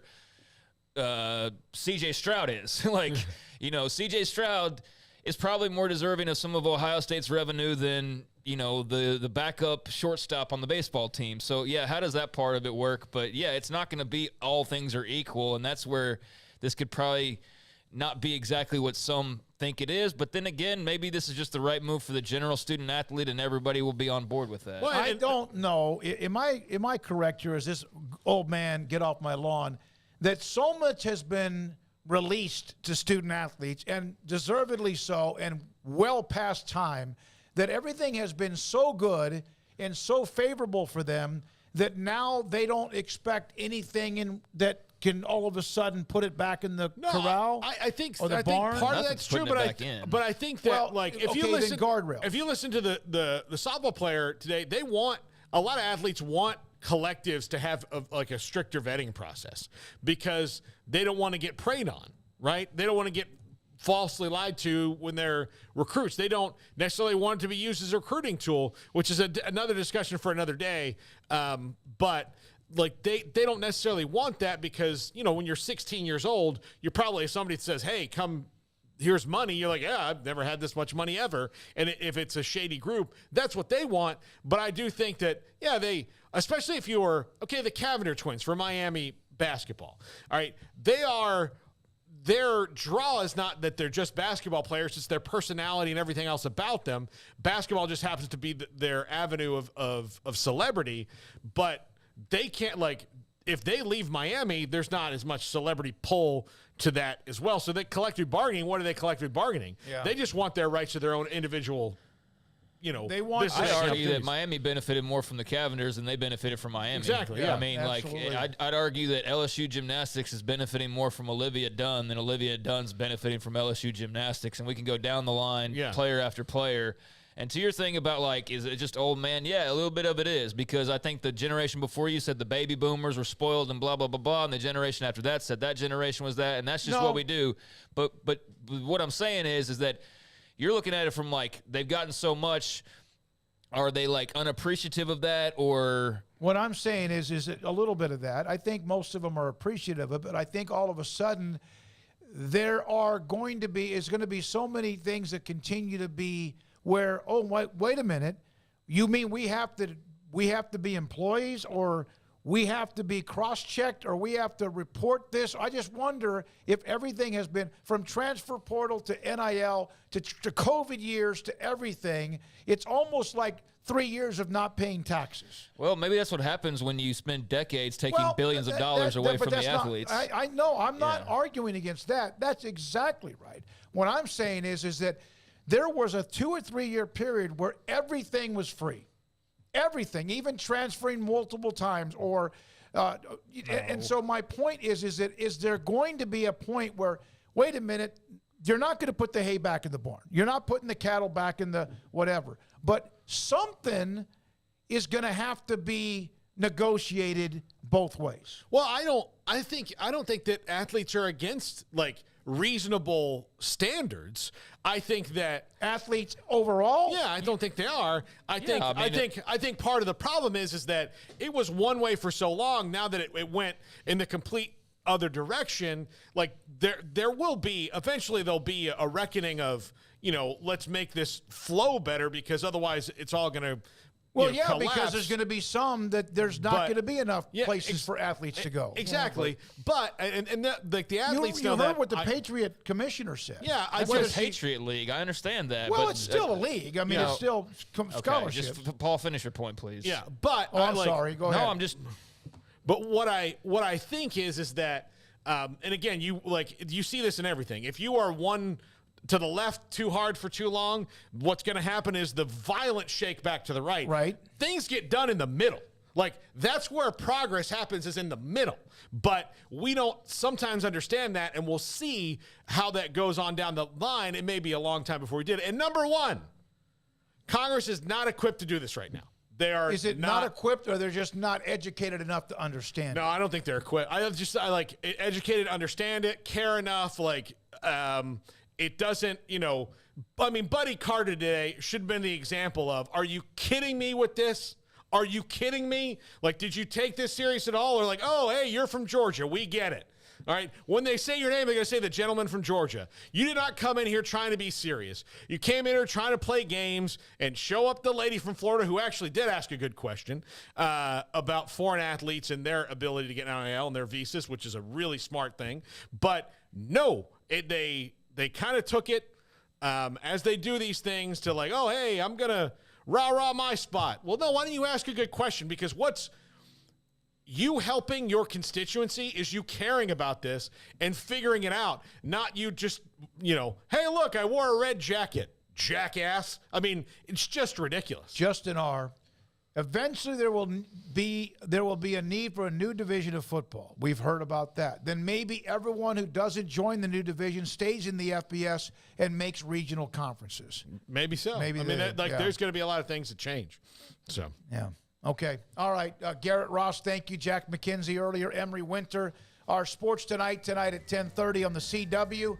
Every weeknight at 10:30. We appreciate them as we bring you the best of what we do every day between 3 and 6. That's tonight, Sports Tonight at 10:30. Paul Catalina, Craig Smoak. I'm David Smoak. Good night.